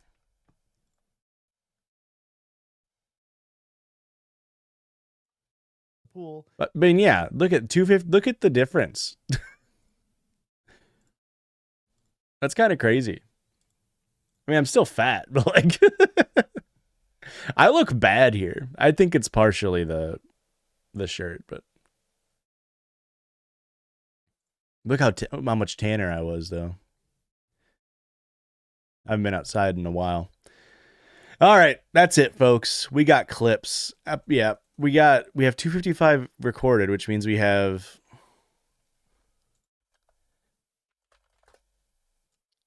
Let's see our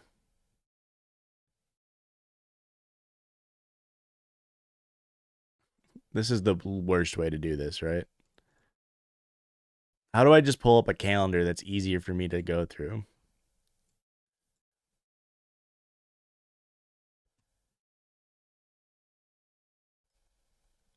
Month.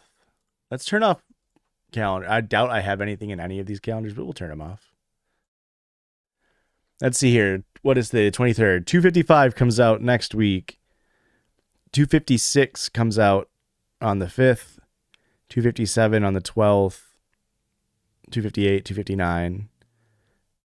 Which means June 2nd will be the last episode of season 5. And the first episode will be June 9th. Is that Father's Day weekend? When's Father's Day? June 15th. It's next weekend. So we're close. We're only like a little over a month and a half away. And we'll be in season 6. The season's so 6, it'll make you sick. I'm trying to think of a funny thing to end the stream.